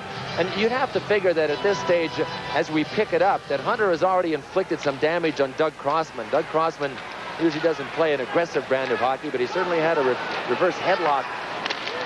Oh, and there's one in front. They score! Brian Propp. A splendid job done by Brad McCrimmon in all that traffic of keeping the puck in so that it could be sent to the front, and the Flyers have broken the tie. And, I think the whole Oilers team was crossed up on this one, but they left the front of their net wide open. Tocchet wheels around. Look at Brian Propp. He could have pulled out the picnic table and started making himself a sandwich. He had so much time. Oh, look how far the Oilers are. They definitely felt that the play was going the other way, but that's a gambling type of play, and the first one back is Tikkanen. Paul Coffey pinches up. You can see Coffey turn around. If at this stage he's not going, uh-oh, then he's not seeing what we're seeing. Look at Propp. He waited for it to pop out, and he just nudged it by Fuhr. And the tenacious Flyers now have a 2-1 lead. We'll pick up the scoring for you. Meanwhile, it is Coffey sailing one over the glass that will force a center ice faceoff. Propp from Tocchet and McCrimmon at 16:23. Tocchet did the feed, but McCrimmon was able to keep play in the zone. It looked as though the Oilers had it and were going to be able to clear out. Did you notice his guffaw after the goal? We just got to a tight shot up, and when he took his glove off and flipped his hand up in the air like a bird taking off and said guffaw. If you've watched Brian Propp play, or if you've seen comedian Howie Mandel, that's who he got the routine from. Every time he scores to signal his buddies back in New Jersey that everything is in order, and here he gets another chance to do it. He just waits. The puck comes back up between Fuhr's legs, and shortly after that, he did his guffaw. Here are the Flyers that are up near us on the catwalk. Mike Stothers, Ed Hospodar's there. That's Al Hill. Boy, they're having a good time now. They were pretty grim a little while ago, but they are charged up for this as their team has come from yielding a 5-on-3 power play goal to Wayne Gretzky to scoring twice in 3 minutes and 3 seconds. Derek Smith and Brian Propp. We'll give you the assists in a moment as Fuhr winds along for Tikkanen. Shoved off by Crossman. Mellanby wheels one off the stick of Coffey. To play this is Curry. Meanwhile, the bump is Derek Smith and Huddy. Puck laid back out, but too far for Tikkanen. 3 minutes to go, second period, and Gretzky has it. Fakes the drive, tries to dish off, but it was from the skate of Crossman that he could control to Sutter. Sutter moving back in with Derek Smith. Plays it to him, and Smith with a drive and a split save made by Fuhr. Crossman can't get it deep. Sutter takes a look, then sends one into the glove of Fuhr. Stoppage of play. At another stage of this game, Grant Fuhr might have let that puck go, or at least caught it and put it back into play. Not now. The Flyers are definitely on a bit of an adrenaline rush now, and they're coming. And Grant Fuhr can sense that when the Flyers start gathering that momentum like a big snowball rolling down a hill. It's time to put out the fire. Look at that toe save by Grant Fuhr. Shortly after this, he made a glove save and held it, but he's had a fabulous night tonight. Another look at it from our overhead. Derek Smith shot, labeled for the far corner. Grant Fuhr doing the splits. And the Flyers pursuing as they've done so well in this hockey game. That's the one thing that they didn't do that they do so well in game one. But boy, they sure pursued. That second goal that they scored was as a result of strong pursuit. Puck pursuit along the boards and being tenacious. Tocchet and McCrimmon, the assists on Propp's 10th at 16:23. Mellanby and Sutter, the assists on Derek Smith's 6th at 13:20. Well, you could see Zezel. He wanted to start right away. He wants to cheat on it. That's what he wants to do. And it's a big advantage when you can come in with your body momentum and try and guess when this linesman is going to drop the puck. I always thought it was an advantage to let the other guy get set and then come in and try and time it. And I learned from the best cheater in the game, Bobby Clark. Flyers win this one. Oh, and a good reach to poke it back out again. Doing that was Glenn Anderson. Marsh dumps back in deep. 2.5 to go, second period. 27 shots for Philadelphia, 15 for the Oilers. That means it's 12-6 Flyers here in the second period. Boy. Well, we talked about them needing a split. They certainly are you can tell that they're a team with intention tonight, that have some drive and that really are meant to be here. In game one, you can only rely on Mike Keenan's knowledge of his own team when he said that there was an emotional letdown after playing Montreal. Well, there's no apparent emotional letdown tonight. We saw Peter Zezel skate off the ice. When I talk about Bobby Clark being a good cheater on the faceoffs, I'm saying that in a positive way. You bend the rules as much as you can. If you get caught, you get thrown out of the faceoff circle. That's the only penalty. You look at Ron Hextall's huge trapper. We saw Grant Fuhr's earlier, but that's not even open. There's a pretty good shot at it. That's a wide glove. You're allowed 16 inches. Mike Keenan felt that Patrick Roy had far more than that in the previous series. But, of course, the glove had already been measured, and it would not be measured again. Craven tosses to Crossman. Then along, it's allowed to go by Sinisalo. Grant Fuhr coming out of his goal to handle it for Randy Gregg. Craven putting the lumber on him, but Gregg gets a pass to Kent Nielsen. Drops it off to Messier. Oilers got the first goal early in this period. Flyers answered with 2 and have the lead. They trail in the series 1-0. Nielsen drops it along to Anderson. Flips one for Messier, but it's grabbed by Ron Sutter. Did you see how close Sutter was to him? The Flyers have done an excellent job tonight in taking away Mark Messier's skating room, especially in the neutral zone. That's where he loves to get going. That's where Sutter will pay the most attention to him, though, is in the neutral zone. It is Fuhr. After him is Sinisalo, who just checked his face for an accidental high stick cut. McSorley to Messier, then along to Anderson. Anderson trying to turn away from Mark Howe, and does. Has to hurry one along that rolls right to Hextall, but it is by Ruotsalainen, though kept by Anderson for a hopeful shot that's wide. Now it's Steve Smith keeping one. Wrist shot off Messier, and then Messier takes down Brad McCrimmon, and McCrimmon swings the stick. Players seem to be frustrated here, as back up with it is Howe. Run into by Buchberger and knocked flying, and Mark Howe limping a bit as he gets to his feet. Now it's McSorley. But Howe able to pull it from him. Final minute of play here in the second. Tocchet crunches with Krushelnyski. Along comes Buchberger. Buchberger tries to finesse one through, and Brad McCrimmon able to knock it away. Handling it is Krushelnyski. Feeds back to the point. Smith finesses to the corner. It's given back to him again. Smith with a drive. That blocked, and then it just flopped off a couple of sticks. A scramble in front. Put right on the goal line, and Andy Van Hellemond says no goal. It was on the line, and Van Hellemond moved around from behind the net, got his eye right on the goal line, and said no. And as you might expect in that kind of a pileup, there's some shoving afterward. But that one was oh so close to being a tie game with just 35 seconds to go in the second. There's been phenomenal action all night long. But when it gets so close to the net, and it's just a matter of inches, you see the work being done by the rookie. Kelly Buchberger, playing only in his second game, takes a swing from Hextall, is given a shove from behind by Hextall. But this young man who played for Nova Scotia in the American League this year is a tough one. Moves to the front again and got that chip shot away that was behind Hextall, but he was able to keep it from going in. We see no indication of penalties from the disturbance that followed, although Bob Hodges is escorting Rick Tocchet over to the Philadelphia bench. But all of this happening with 35 seconds to go in the second.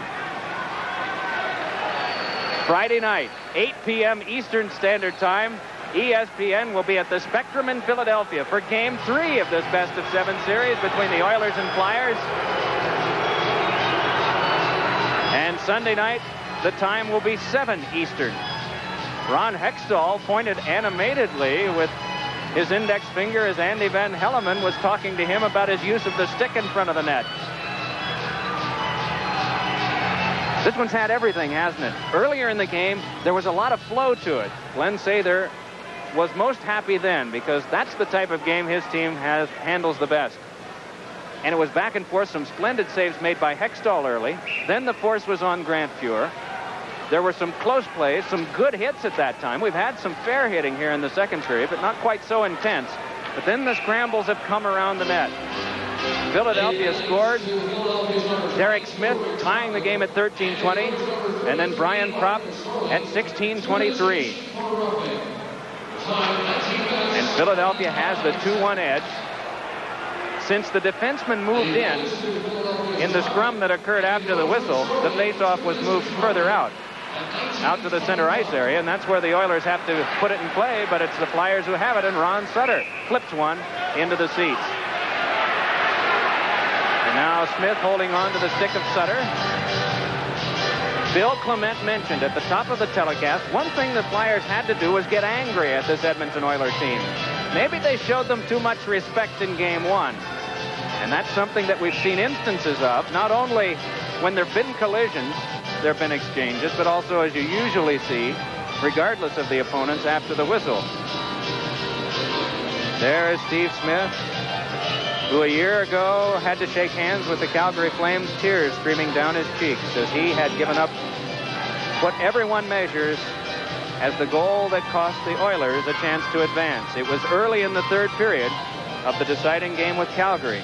But what most forget was the Oilers had 18 more minutes thereafter to try to tie the game and failed. The final 18 seconds of this period. Puck handled by Paul Coffey.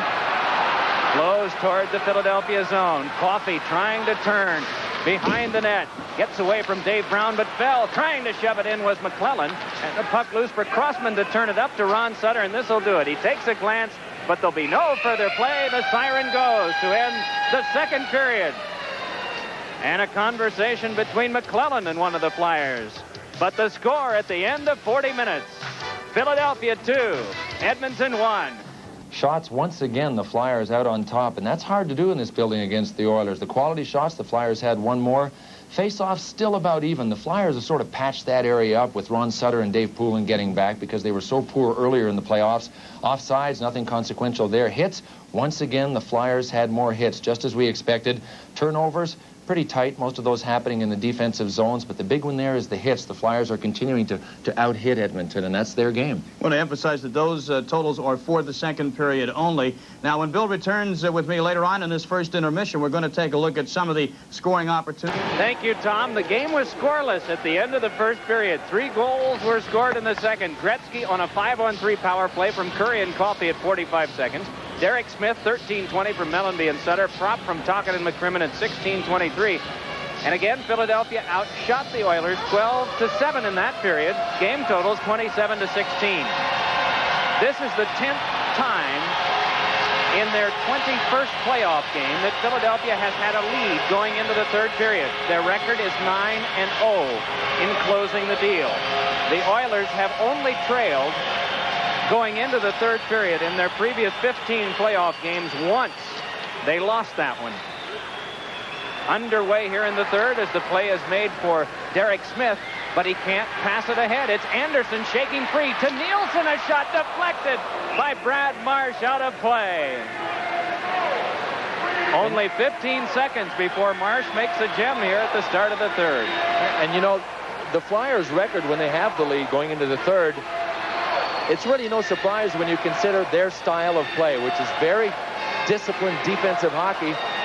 And it didn't take them, 15 seconds to have a breakdown. Here's Anderson picking it up and getting between Smith and Crossman over to Nilsson. Brad Marsh makes a great play dragging that right leg. Otherwise, Mark Messier is over the side of the net. That was a clear-cut 2-on-1 with one of the best men in the world handling the puck right there, Ken Nilsson. Old teammate of yours, have you ever seen him so dedicated to winning? No, he's never come this far, and he's never played, I don't think, with a team with as much leadership as the Oilers, and he's really conforming well to it. And I think playing as inspired a brand of hockey as he's ever played in his life. Randy Gregg leaned on by Marsh. The puck comes over to Nielsen. He swung it wide. Derek Smith striding for it. Messier trying to fight through. They cancel, and it's Nielsen firing one, and that blocked off by Ron Sutter, who seems hurt. Puck in front. Messier had to hurry it along, and Marsh was the one who could read it, though this one off the linesman Bob Hodges. It's sent further by Sutter. In case you're just joining us, 45 seconds gone, third period. Oilers lead the series 1-0. Philadelphia leads the game 2-1. Mark Howe waits for that pop fly to come down, and Messier canceled by Dave Brown. So it is Dave Poulin working on to McCrimmon. McCrimmon can't clear ahead because of Curry's checking, and Curry is able to control just momentarily. Poulin laying it back down, and Jari Kurri has been so impressive from a defensive standpoint tonight, checking especially back in his own end. We've noticed him breaking down Flyer attempts to move out. Here is a reverse as the Flyers keep the Oilers from moving out. Fans thought that should have been an offside, but the play continues with Howe shoveling one wide. It is Tikkanen waiting for Edmonton, then taking the shoulder of Lindsey Carson. Mellanby couldn't step away, and it's Gretzky back. Picks up Steve Smith. It's a 3-on-2.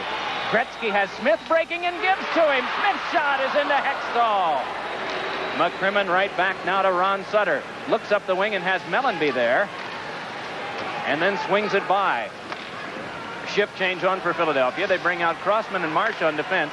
Sinisalo, as well as Eklund up front to join Brian Propp. You know, Mike, you'd have to think Hextall has a favorite side. I don't think he's been beaten on that side in the playoffs since we've been watching. He gets beat on the other side when he doesn't have his glove hand to the long side, but when they come down on this side, when left-hand shots come on their forehand side, the way Steve Smith just did, Hextall is just like a wall.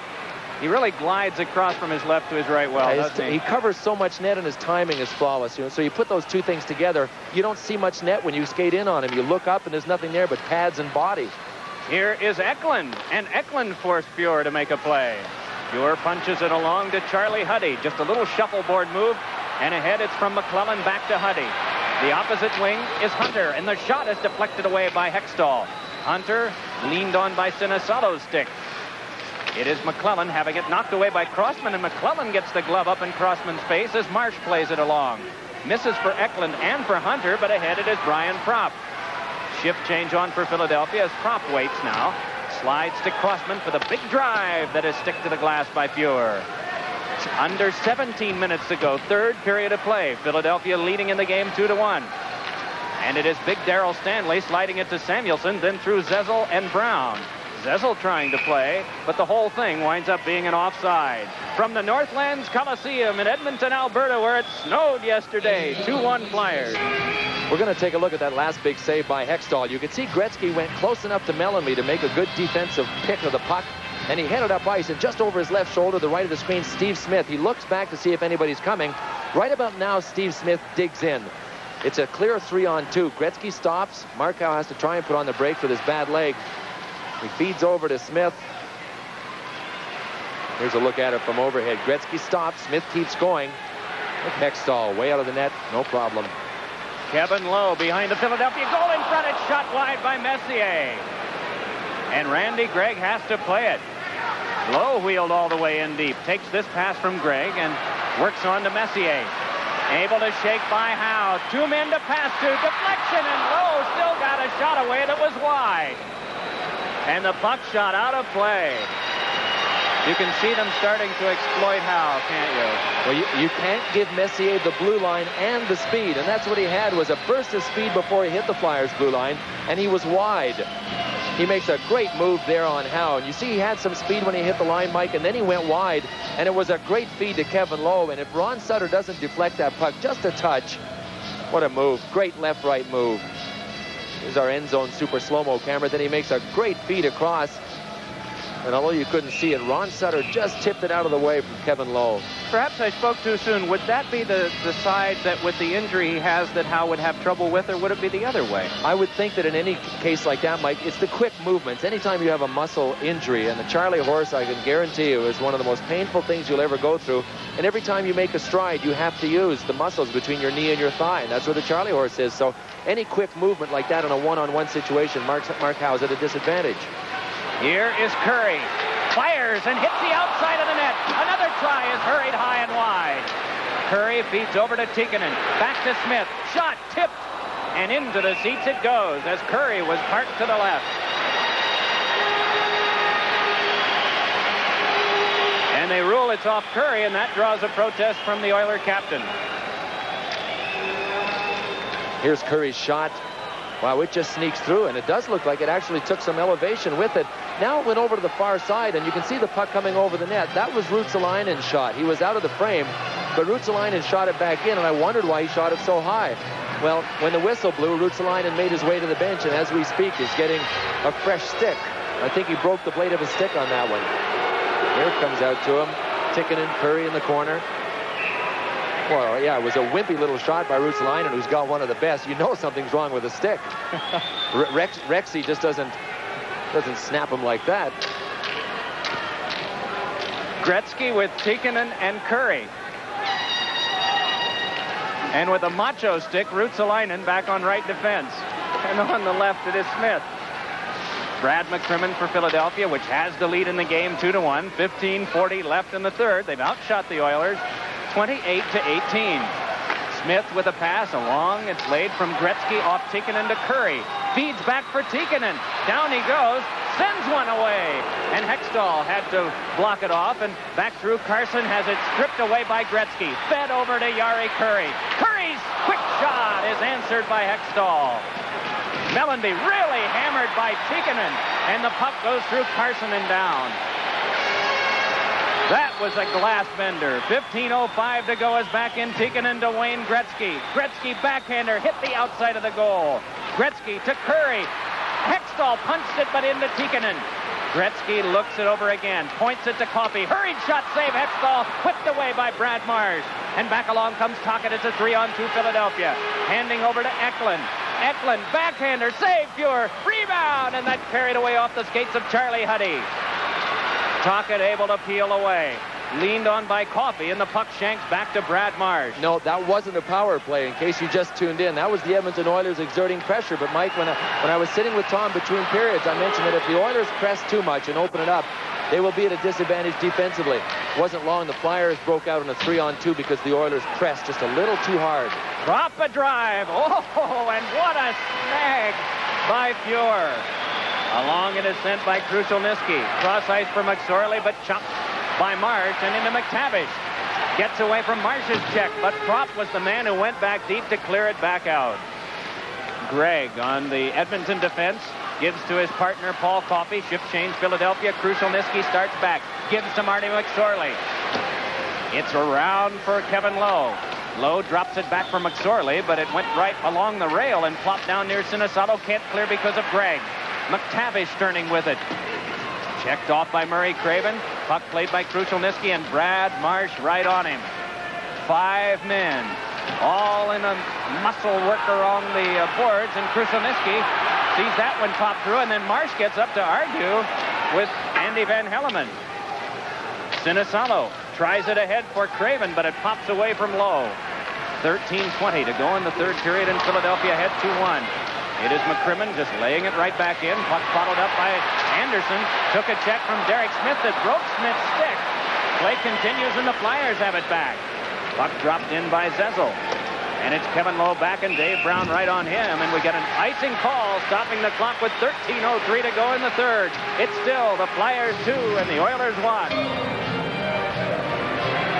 Goaltender series, they've both been strong. Grant Fuhr just a moment ago with a quick snatch of the Brian Propp shot. There you see their save totals. Jari Kurri, one of the best starters and stoppers. What a great move. He sure takes a beating from Brad McCrimmon. Steve Smith to get it for the Oilers. Then to Ruotsalainen. Back over to Smith. We're under 13 minutes from the end of the third period. Messier, but Anderson was in early. The score here at the Northlands Coliseum remains the Flyers 2 and the Oilers 1. Brian Propp scored a long one on Grant Fuhr in game 1 from just about this same position, only at the other end of the ice. He figured, well, it worked once, I'll try it again. Not this time. That one went to Grant Fuhr's huge trapper side. The one he scored on went to his blocker side the other night. Hextall for Philadelphia, wrapping it along for Craven, kept in by Ruotsalainen, but answered by Brad Marsh. And the little swat by Messier succeeded in getting that puck away from Zezel. Then it's Smith, and it's fed over for Mark Messier. Messier shot, and Hextall able to just close the pads in time to trap it. And you know, that was Messier's only chance to shoot. He waited for him to open his legs, and that was the only place he could put it. And Hextall, in moving, had to open his legs long enough to take a stride. But as soon as he opened them, he was conscious of closing them up as quickly as he could, and he traps it. Messier's strength in cutting around Brown. And with Hextall moving out, you know, you can't move unless you open your legs a bit. It's almost impossible to move out with your legs tight together. At one point, to get a little more forward thrust, you have to open them up. That's when Mark Messier shot, and Hextall saw it coming. Both of these goaltenders have performed just beautifully tonight. And you could tell that Hextall's intensity was there. He shows it more. It's so much more easier to see the outgrowth of intensity with him, because not only is he doing the pipe banging, but he's also charging out on any loose pucks that might come. And you could tell that from the start. Grant Fuhr, you just waited and watched how he handled the plays. And he's done that just with sparkle tonight. 2-1 Philadelphia ahead. 12 minutes to go. Third period of play. Philadelphia's outshot the Oilers 31-21. This is Lowe connecting with Gretzky, but it's to Mark Howe. Back for Derek Smith. Has a little room now. And fires one. Oh, and that one through a screen. Glanced off Charlie Huddy. And Tikkanen.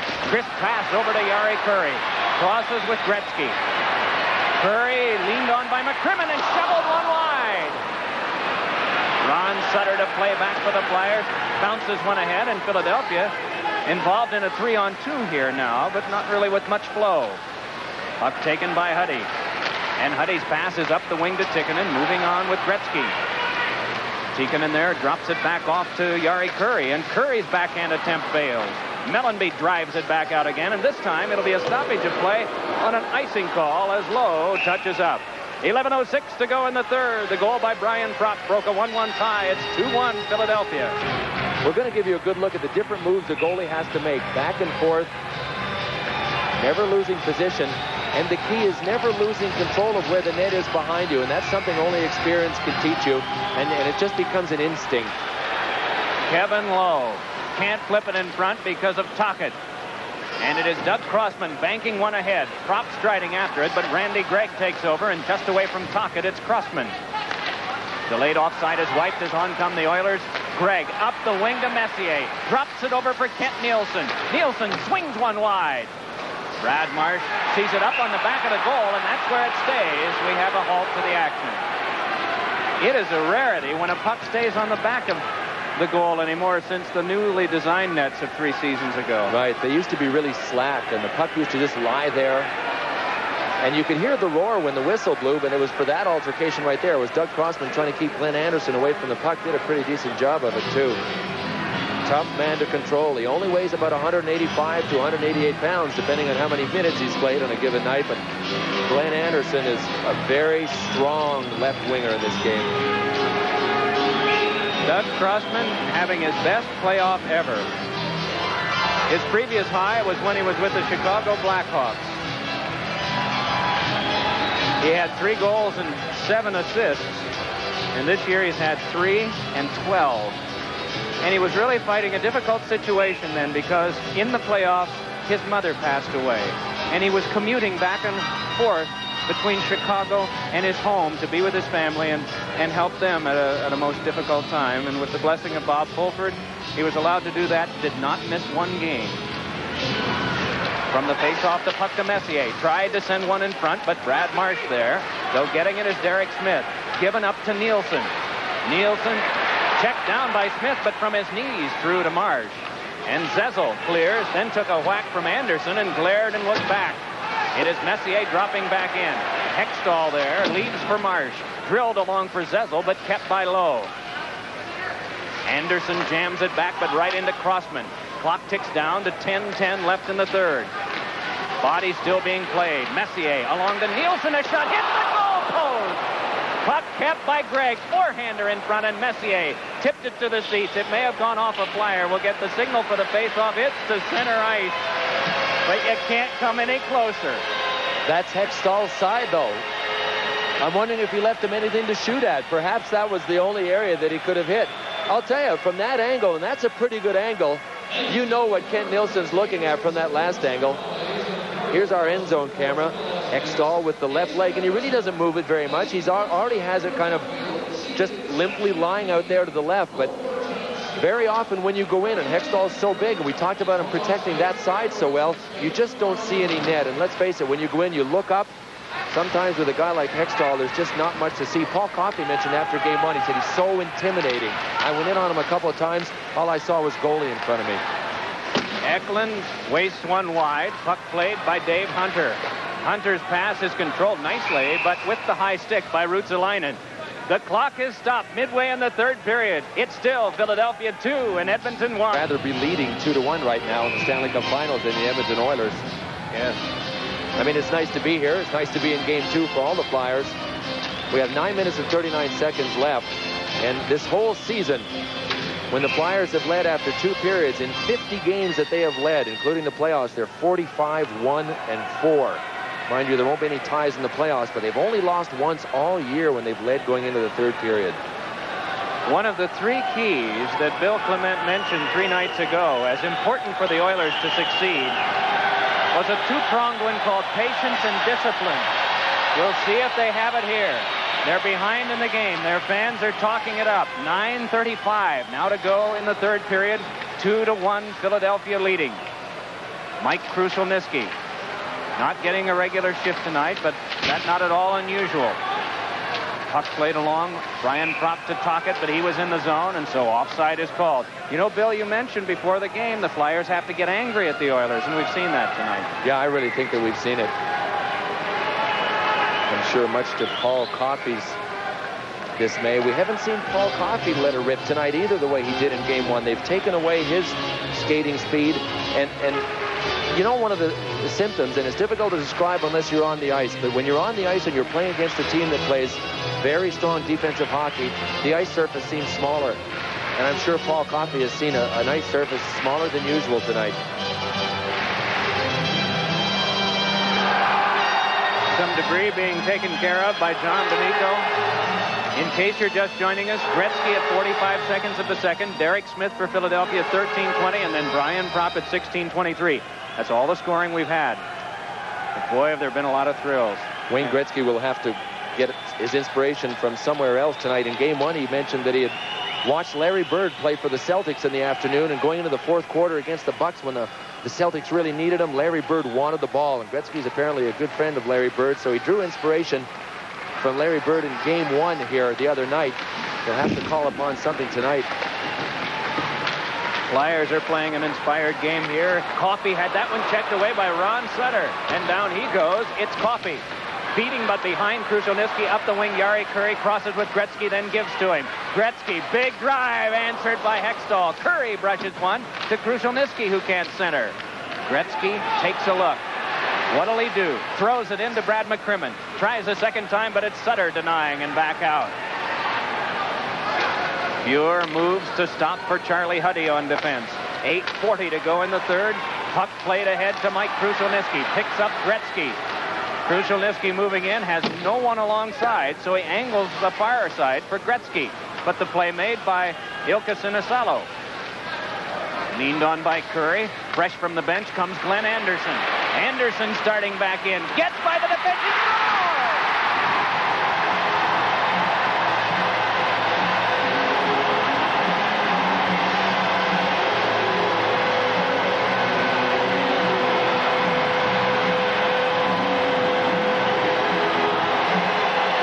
Don't go away.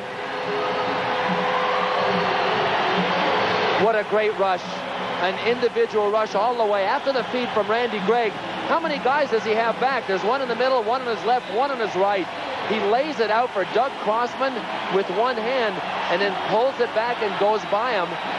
He's surrounded by orange and black here. Look, he'll lay it out with one hand and whoop, I'm not going that way, I'm going back. Doug Crossman, for a split second, Mike, plays the puck and not the man. And that's all a guy like Glenn Anderson needs, is a split second. He'll lay it out. You see Crossman do a crossover with his feet, trying to go to the left, playing the puck just for a split second. That's all Anderson needed. He gave it to him, he took it away, and the game is tied. Randy Gregg gets the only assist at 11:40.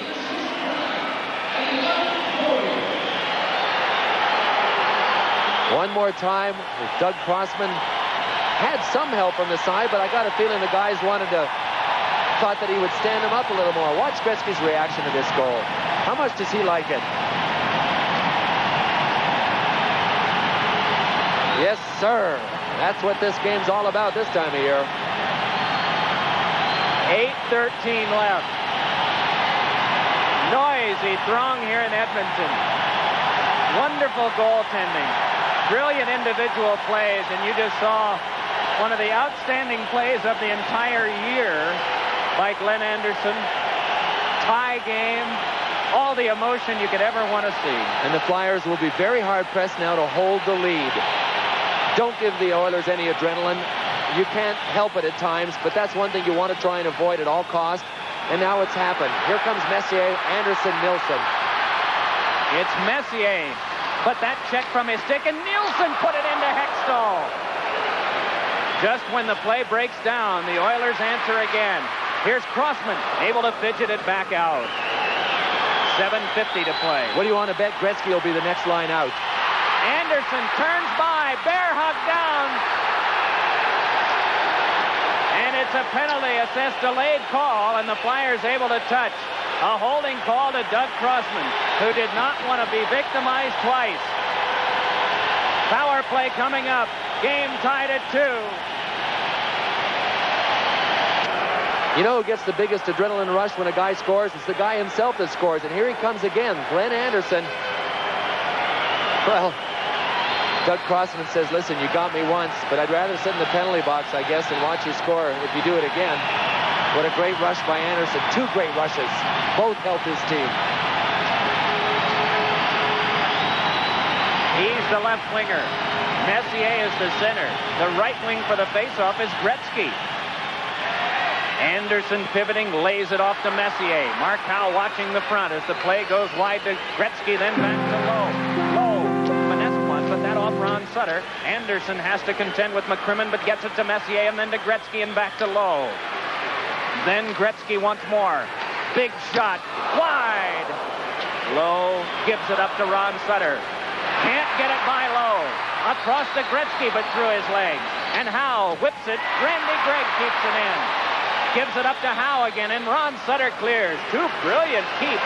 One by Gregg, one by Lowe. 1:20 left power play. 7 minutes even to go in the third. Game tied at 2. Rushing ahead is Mark Messier. Across the line with his pass. And to prevent an offside, Gretzky plays it coolly to Huddy. You know, the Oilers aren't willing to give anything away defensively here either. Lowe and Gregg started this power play. Now Huddy's out there with Coffey. Ruotsalainen hasn't even made it to the ice yet in the power play. They're looking for defense as well as this winning goal. Huddy handcuffed Nielsen. Hextall hurried one, dubbed it, but it's followed up by Coffey. To Gretzky and given right out in front to Dave Poulin. Poulin rushes back out for Philadelphia. It's a 3-on-3 developing. Poulin to McCrimmon, and the shot tipped wide. Behind, though, with it and trying to center his prop. Puck chipped loose, and Coffey starts it back ahead with 35 seconds to go power play. Gretzky moving ahead. Gives to Curry. Save made by Hextall. Marsh through Poulin. Nice finesse move by Charlie Huddy. Gives to Gregg. Now behind, it's Gretzky in front. Save! Rebound is brushed on to Charlie Huddy. Huddy fires off the leg of Poulin. Gretzky in. Pokes it behind to Nielsen. Kent Nielsen out in front. Save! Hextall! Marvelous action. Coffey drills it into prop, but it caroms to Curry. Then to Coffey again. Penalty time is up. Kent Nielsen has to be talking to himself. He could have had 4-5 tonight. Hextall has stoned him every time. In close, out far. From the Northlands Coliseum, it is a backhander by McClellan that is held by Hextall. The score of the game, the Flyers 2, the Oilers 2. You know what's tough to do when you're a player is realize how much room you have in front. Well, Nielsen sees it all. He comes walking out on Ron Hextall. That was following a walkout by Gretzky. They both know when to move to the front of the net. From the Northlands Coliseum, along with Tom Mees and Bill Clement, Mike Emmerich, Game 2, best-of-7 series. It is 2-2, Philadelphia and the Edmonton Oilers. Puck played by the Flyers. Tocchet checked by McTavish. Still fights his way along. Derek Smith buried by a check that was thrown by Steve Smith. Tocchet takes over. Trying to pivot away from McTavish, and boy, did he take a two-hander. McClellan tries to clear. Then McTavish took a run at Mark Howe. 4:45 to go in the third. McCrimmon has to go deeper. Plays it along to Derek Smith. And Smith just puts one in on Fuhr. Tended along to Ruotsalainen. Moving in on him is Pelle Eklund, but Ruotsalainen briskly turns away. Pass ahead now to McClellan. Then to McTavish. McTavish has Hunter the moving screen, and it's through him and sent away by Hextall. Marsh just one-hands it along. Derek Smith cleared back out. It's yanked back along by Gregg. Dish back on to Messier. Messier tries to get by. Short-sider is blocked off by Hextall. Props pass, and was Sinisalo hit hard by Glenn Anderson. Crossman tries to punch it further. Lowe takes over, though, with 4 minutes even left. Just great hockey tonight. Someone had never seen a game, and you have this on tape, and he wants to know what hockey's like. Just show him this one sometime. This has had everything, and all of it's splendid. We don't want to go overboard, but this is great. I agree. This is the way playoff hockey's supposed to be. Excellent scoring chances, great plays in the middle of the ice, in the zones, great goaltending. By the way, the shots in this period, Edmonton 14, Philadelphia 2. And you know, I don't know how far we can turn the hands of time back to look at Philadelphia's problem last year when they only had basically 4 defensemen. That was their mainstay. The man you're looking at, Mark Howe. And this year they got Shel Samuelson from the Rangers, who's supposed to be a 5th defenseman, and J.J. Daigneault. Well, Samuelson has seen some action tonight, but little action. The Flyers have again gone with 4 defensemen. There's a look at the shots. The Flyers have gone with 4 defensemen basically, almost exclusively. Mark Howe is one of them, and he's playing in a Charlie horse. And you got to look at Doug Crossman being beaten by a guy like Glenn Anderson twice in the span of a couple of minutes. It gets tough when the forwards' legs keep driving to you. There's a real fatigue factor when you go with 4 defensemen at this stage of the year. Carson was taken down. There'll be a penalty coming up to Edmonton with 3:30 to go. Big power play opportunity for the Flyers. And Yari Curry goes to the penalty box. Well, those of you who sit at home and say that referees never call anything at the end of a game, especially the second game of the Stanley Cup Finals, I'm sure at this stage are surprised. I'm not that surprised at Andy Van Hellemond. He calls it pretty tight. There you saw the drag down by Yari Curry, and he's hanging his head. He realized that this game possibly hangs in the fact that he's in the penalty box with 3 minutes and 30 seconds to go in this hockey game. And this one, although they often refer to the odd-numbered games as the ones that swing it, Philadelphia looks at having to win 4 out of 5 from the powerful Oilers if they lose this game tonight. If the Flyers win it, then the series is a best of 5. Philadelphia going on its 4th power play. They've come up empty in the previous 3. The vitals on this, 3:30 to go in regulation time. Game tied at 2. Brian Propp wrestled down by Coffey. Puck poked, and in deep is Eklund. Punched it along to Ron Sutter. Right back to Eklund again. Gives over to Crossman. Returns for Eklund. It's allowed to roll to Sutter. Wrapped up by Coffey, but the puck taken by Propp back to Howe. Then to Propp once more. Leaned on by Coffey. But the Flyers keep it in Sutter. Hands over for Eklund. Eklund sends one in front. Off your stick. Backhander knocked down by the defense. Still the puck played along by Huddy. And Huddy lifts it back out. How much do you think Doug Crossman would like to be the guy that puts this away for the Flyers? He had that big chance in front just now. Puck drilled down by Coffey. I can tell you, Crossman's dying inside right now. He would probably give his right arm to score a goal. He's out there and takes the pass from Howe. Little one on for Propp. Misses for Peter Zezel. Lowe goes back. Just hooked at by Zezel, and Howe anticipated well. Slips to the slot. Propp chops it wide. Rebound. Pops in front. And they try to tuck it in, but can't. Eklund curls in front. A shot by Propp. Stopping to play. The net dislodged. Action all around the net, and it moved. There you can see it. Great call by Andy Van Hellemond. He was right there to see it. And Eklund was zooming around the net with Fuhr lying on his back. Van Hellemond spotted the net off. And, you know, calling it quickly is such a crucial thing there. If Eklund comes around and Van Hellemond spots it just when Eklund's depositing the puck, you know what kind of discussion we got going on then. That puck came right around over the top of the net. Now the net is off its moorings. Look at Andy come looking for it. See the referee at the bottom right? He went right for that side of the net. It's a sharp call.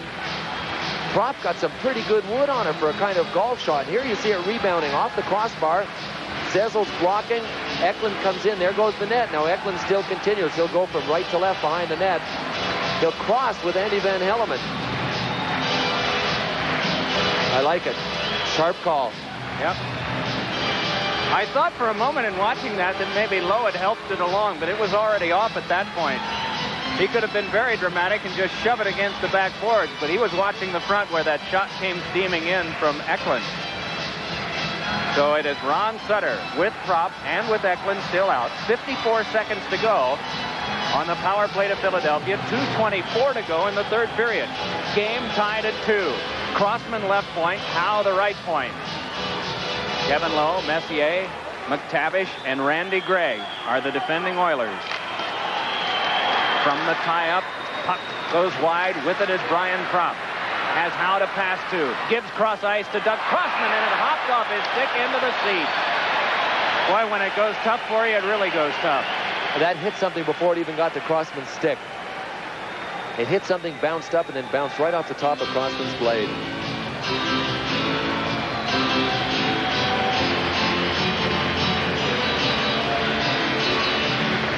Sixth-round pick of Chicago in '79, and he came in a trade that involved a big defenseman named Ben Wilson, who also wore number 3 when he played for Philadelphia. Then went to Chicago and just had back problems, was unable to play at all this year. But Doug Crossman has certainly been a solid acquisition that then general manager Bob McCammon made for Philadelphia. 32 shots for the Flyers, 30 shots for the Oilers. Eklund will be in for this face-off now that Sutter is left. Mark Messier to take it for the Oilers, wins it, and then plays it further to Coffey. 40 seconds left on the man advantage. And Mark Howe will go back along with Crossman to handle it. That delay, once the net was dislodged, enabled the Flyers to keep that full complement of the same 5 guys out there for a longer period of time. This one broken up by Kent Nielsen, and Nielsen waits, then fires, and Hextall traps it and holds on. Somehow on that play, Messier got in behind Hextall. If he stays out in front of him, he creates a screen in that shot from Nielsen, but Hextall was smart enough to move by him as Messier was coming at him. And goalie's timing, so important in that aspect too. Sense when to move by the guy that's creating the screen. Of course, a little help from your defenseman goes a long way. Correct me if I'm wrong, Bill. Crossman and Howe have been out for the whole power play, so has Sutter. They just changed wingers a moment ago. Now Ilkka Sinisalo has come out, but that was one thing that dislodged net enabled Philadelphia to do, was get those men a breather and leave them out. Here's one right in on Hextall, punched away to Crossman, then wrapped along for Peter Zezel. Crossman in the final 15 seconds of Philadelphia's power play. A minute 43 to go, regulation time. Moving into Sinisalo. Taken down by Coffey, but he just put the body into him, and Sinisalo went down. And then Sinisalo out in front. Oh, and it's poked away. Diving play made by Charlie Huddy. Howe with the drive wide. Loose puck held to the back of the goal by Huddy. The Flyers trying to work it loose, but can't.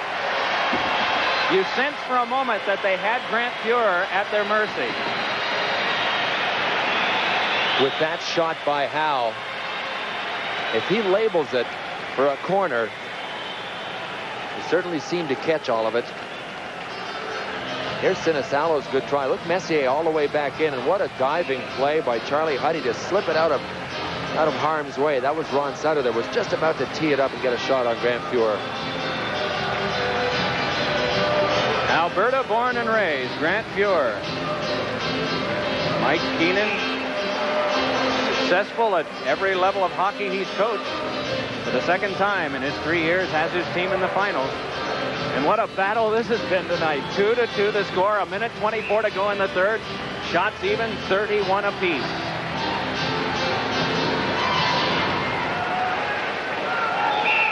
Teams are at even strength. And it will be Tocchet and Propp, the wingers for Eklund, with Howe and McCrimmon. Anderson comes out to work with McTavish.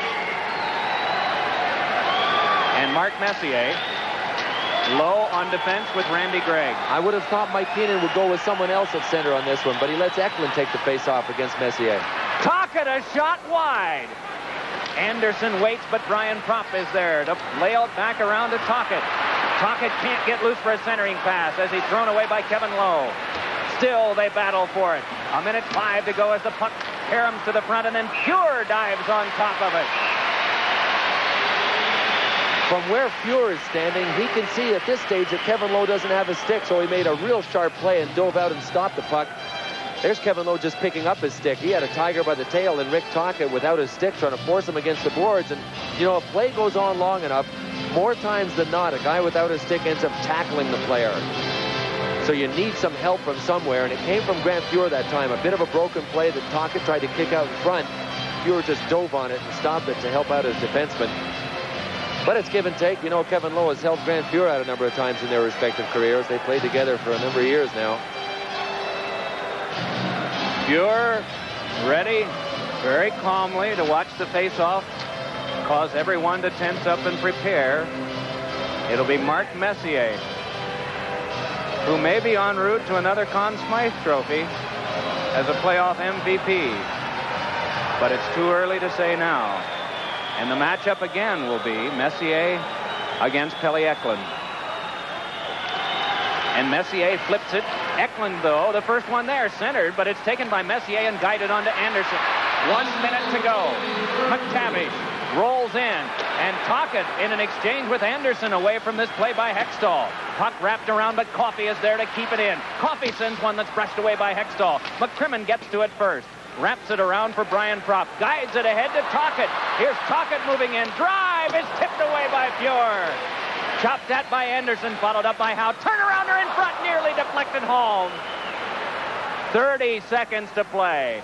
Puck lobbed out near Brad McCrimmon. Flyers want to make a shift change. It's to Howe and quickly off for Eklund, but they miss there. Huddy gives it up to Mark Howe. And Howe just drops one back in deep. Mellenby goes back for it, and Fuhr tends to Huddy. Nearly closed off by Mellenby, but it's Coffey. 12 seconds to go. Coffey along to Curry, up the wing for Dave Hunter.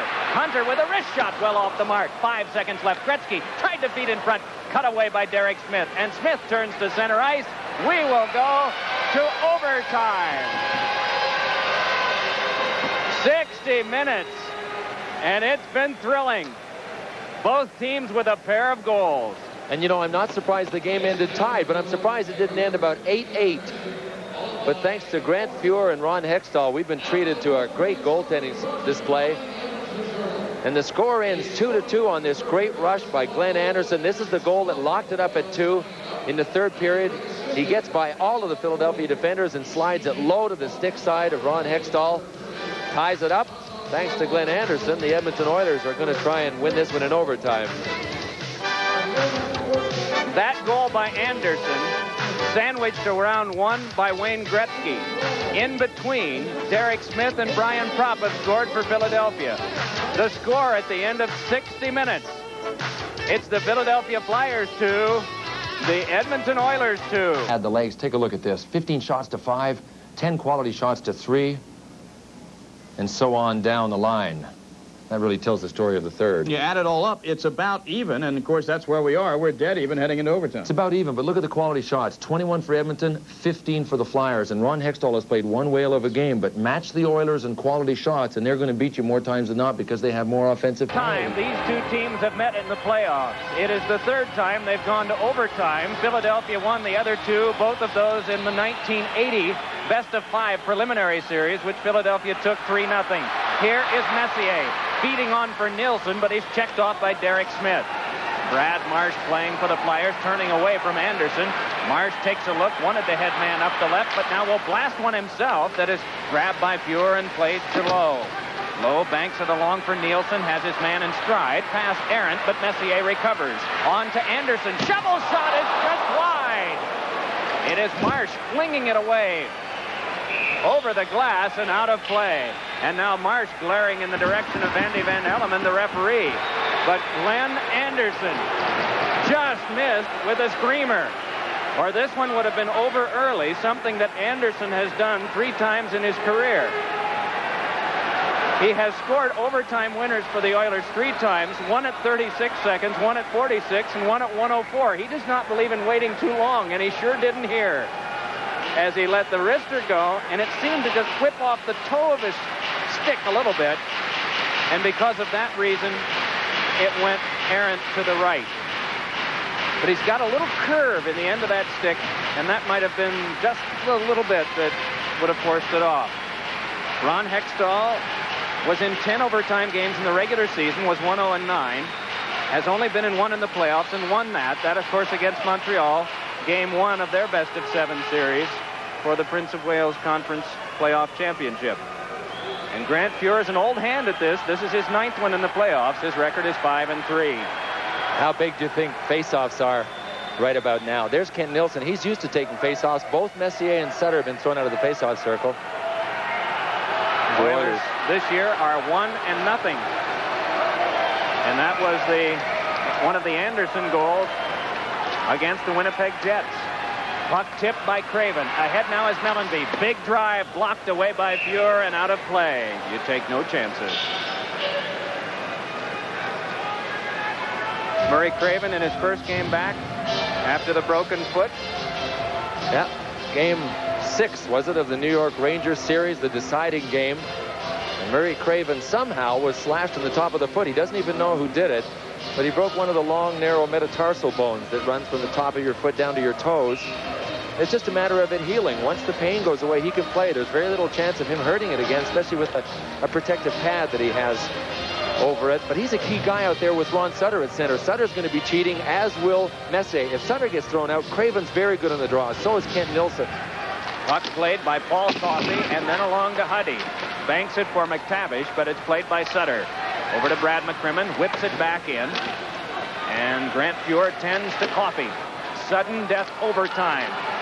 As you know, we can play all night. But the first goal wins it, and here's Anderson with a drive. Oh, and he tried for the top right and didn't miss by much.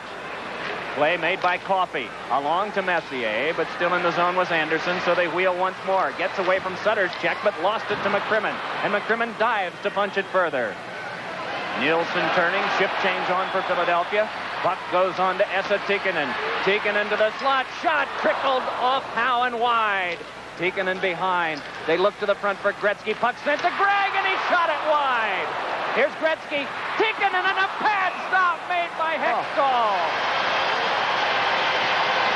Boy, I wish you could see Tikkanen's reaction.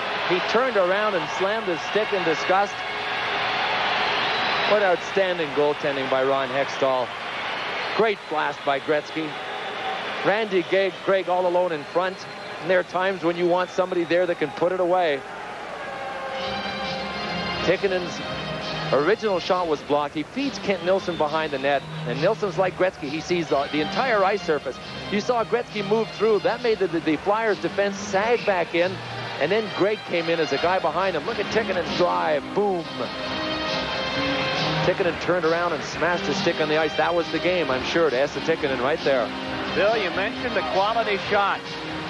Boy, all you have to do is look at this first minute 36 and you see nothing but quality in on Hextall. In case you just joined us, we're in sudden death overtime and the game knotted at 2. Play made off Sinisalo. Lowe going back with Sinisalo, and they waltz to the boards. Oh, and then a crunch thrown by Tikkanen as he checked off his man, Murray Craven. Curry flips, misses Wayne Gretzky. Puck handled by Crossman. Crossman on the turning stick of Craven, quickly checked away, but back in Ron Sutter. Sutter drops to Sinisalo. Can't get loose for a shot. Kevin Lowe punched it behind. Stepping free to get it is Curry. 3-on-3 for the Oilers as Curry brings it up ice. Drop past Gretzky. Finesse. Drive. Hit the crossbar.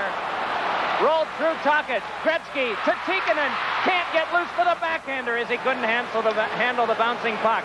Now it's Tocchet and Trop crossing 2-on-2. Tocchet a drive wide. And off the back of the goal, it is Coffey checked by Tocchet, but the puck played by Charlie Huddy. Tikkanen works it on to Big Marty McSorley.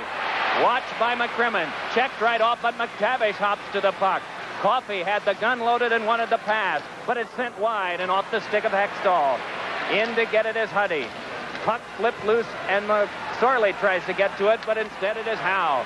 Jamming it along to Tocchet, flipped it behind Eklund, and Huddy hit by Brian Propp, but he gave it up to McSorley. Brad McCrimmon to play for Philadelphia, cross-bodied by Hunter. Puck rolled along by Tocchet. Pass is off the mark and flung right back in on Hextall by Messier. Stoppage of play. You know, it's not enough for Ron Hextall just to stop the pucks. That time, he took a couple of little stutter steps right at Big Marty McSorley.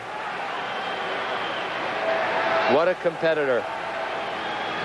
Boy, has he faced a flourish in this overtime, including one shot off the iron. By Gretzky. And you know, we talked about fatigue, Mike. The pair of Crossman and Marsh log a lot of ice time. But on that particular rush, it was kind of a 3-on-3 situation. And if you ever attend a practice, you'll hear coaches yelling at the defense, stand up, stand up. Well, look at Doug Crossman and Brad Marsh. They're a good 20 feet inside the blue line by the time Gretzky pumps one, pumps twice, ding, off the crossbar. And I can't help but going back to the fatigue. The longer this game wears on, the more I think it favors the Oilers. The Flyers' defense have to be tired. Fans reacting to that conversation between Hextall and Andy Van Helleman, the referee. You see the perspiring face of Ron Sutter to take this draw with Messier.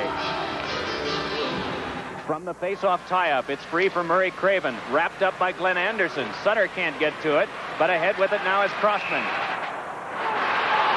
And we have coincidental minor penalties on the fracas that was going on as Crossman led the puck to center ice. So Andy Van Helleman, who knows something about long games, having that one in Washington against the Islanders, and John D'Amico was his linesman that night too.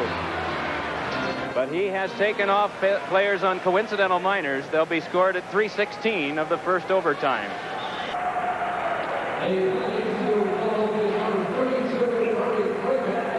5 aside.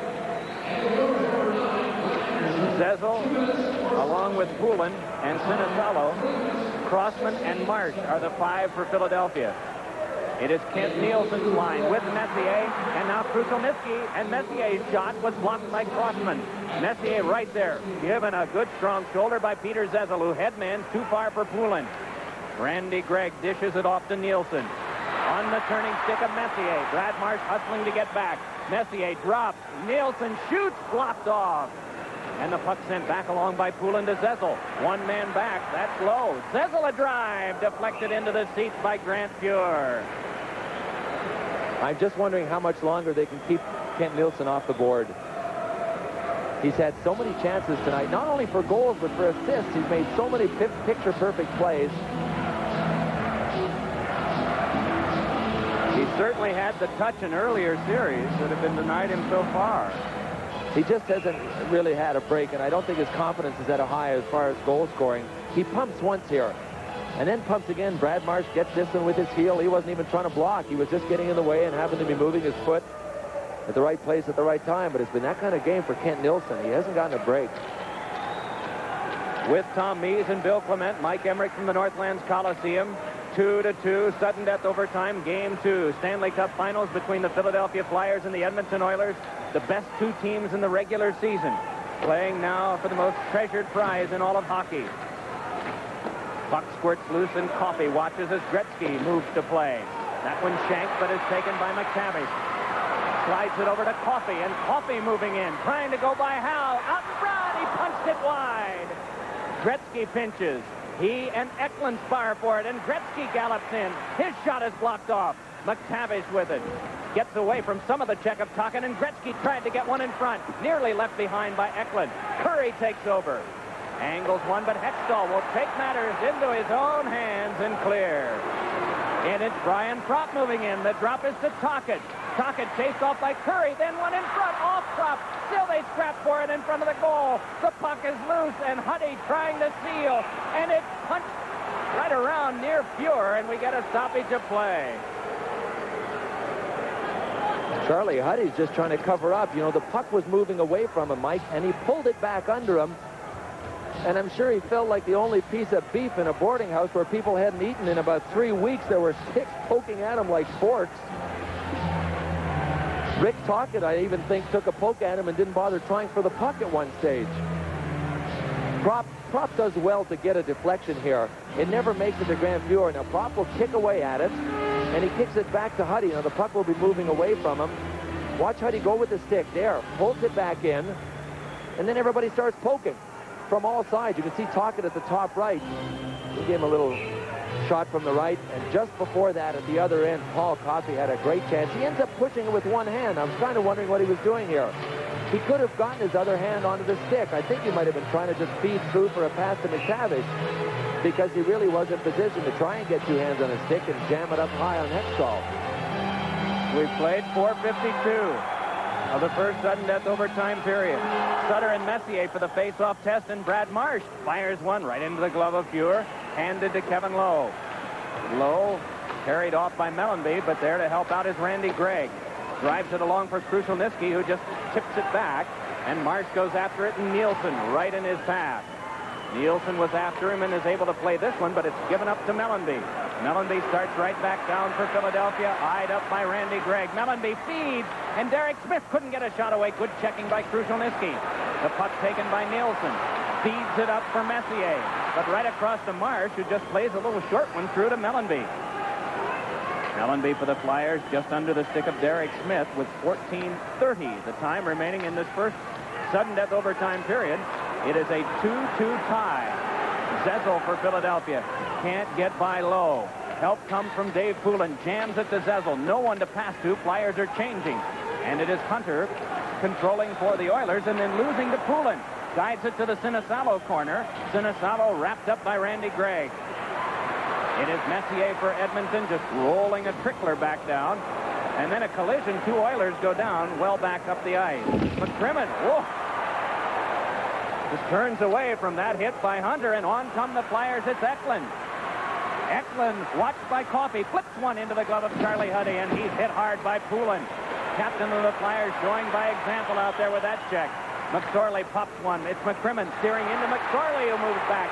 McSorley angled one off Howe, and Hextall crisply right back to Brian Propp. Propp connects to Eklund.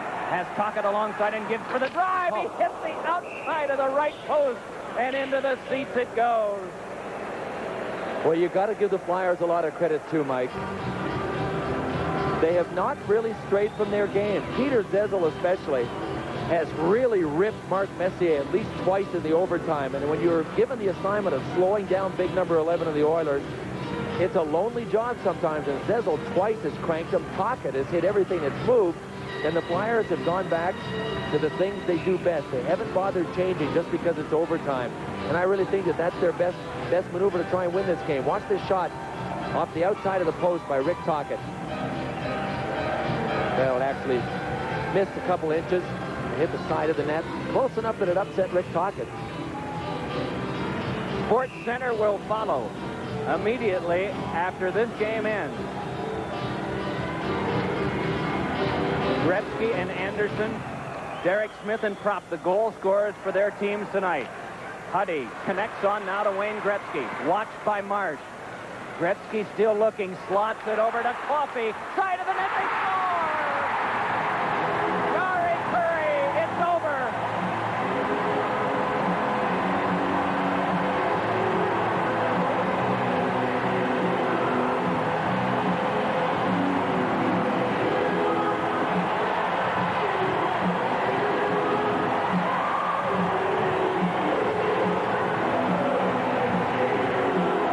Do they love it?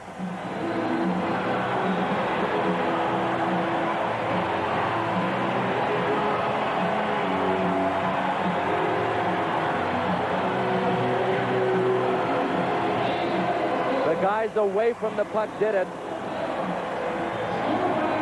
But they sure needed Wayne Gretzky. 3 of the greatest ever to play the game combined on the winning goal. Watch how Gretzky comes down. It's a 1-on-4. Look at the red around him, but nobody goes to him. You cannot give him that much time. He feeds to Coffey. The fake. Jari Kurri one-times it. Okay, Hextall finally was beaten from that side. First time, and I don't know when. But look at the red around Wayne Gretzky. No one goes directly to him. We talked about the guys away from the puck. With 4 guys around Gretzky, there's nobody to cover Coffey, nobody to cover Kurri. Bingo. The Oilers lead the series 2-0. He buys himself time, though. I'm not condemning the Flyers. I'm crediting Gretzky and saying that the Flyers should have been a little more diligent defensively. And I'll tell you what, I played against the man, and it's easier said than done. Great goal. You were watching the celebration involving Kurri. The Flyers to the man came off the bench to congratulate Ron Hextall, who was gallant in a losing cause. At 6:50 of sudden death overtime, this is the one that did it. Gretzky, Coffey, and eventually to Kurri, his 12th of the playoffs, second of this series. Edmonton wins in overtime, 3-2.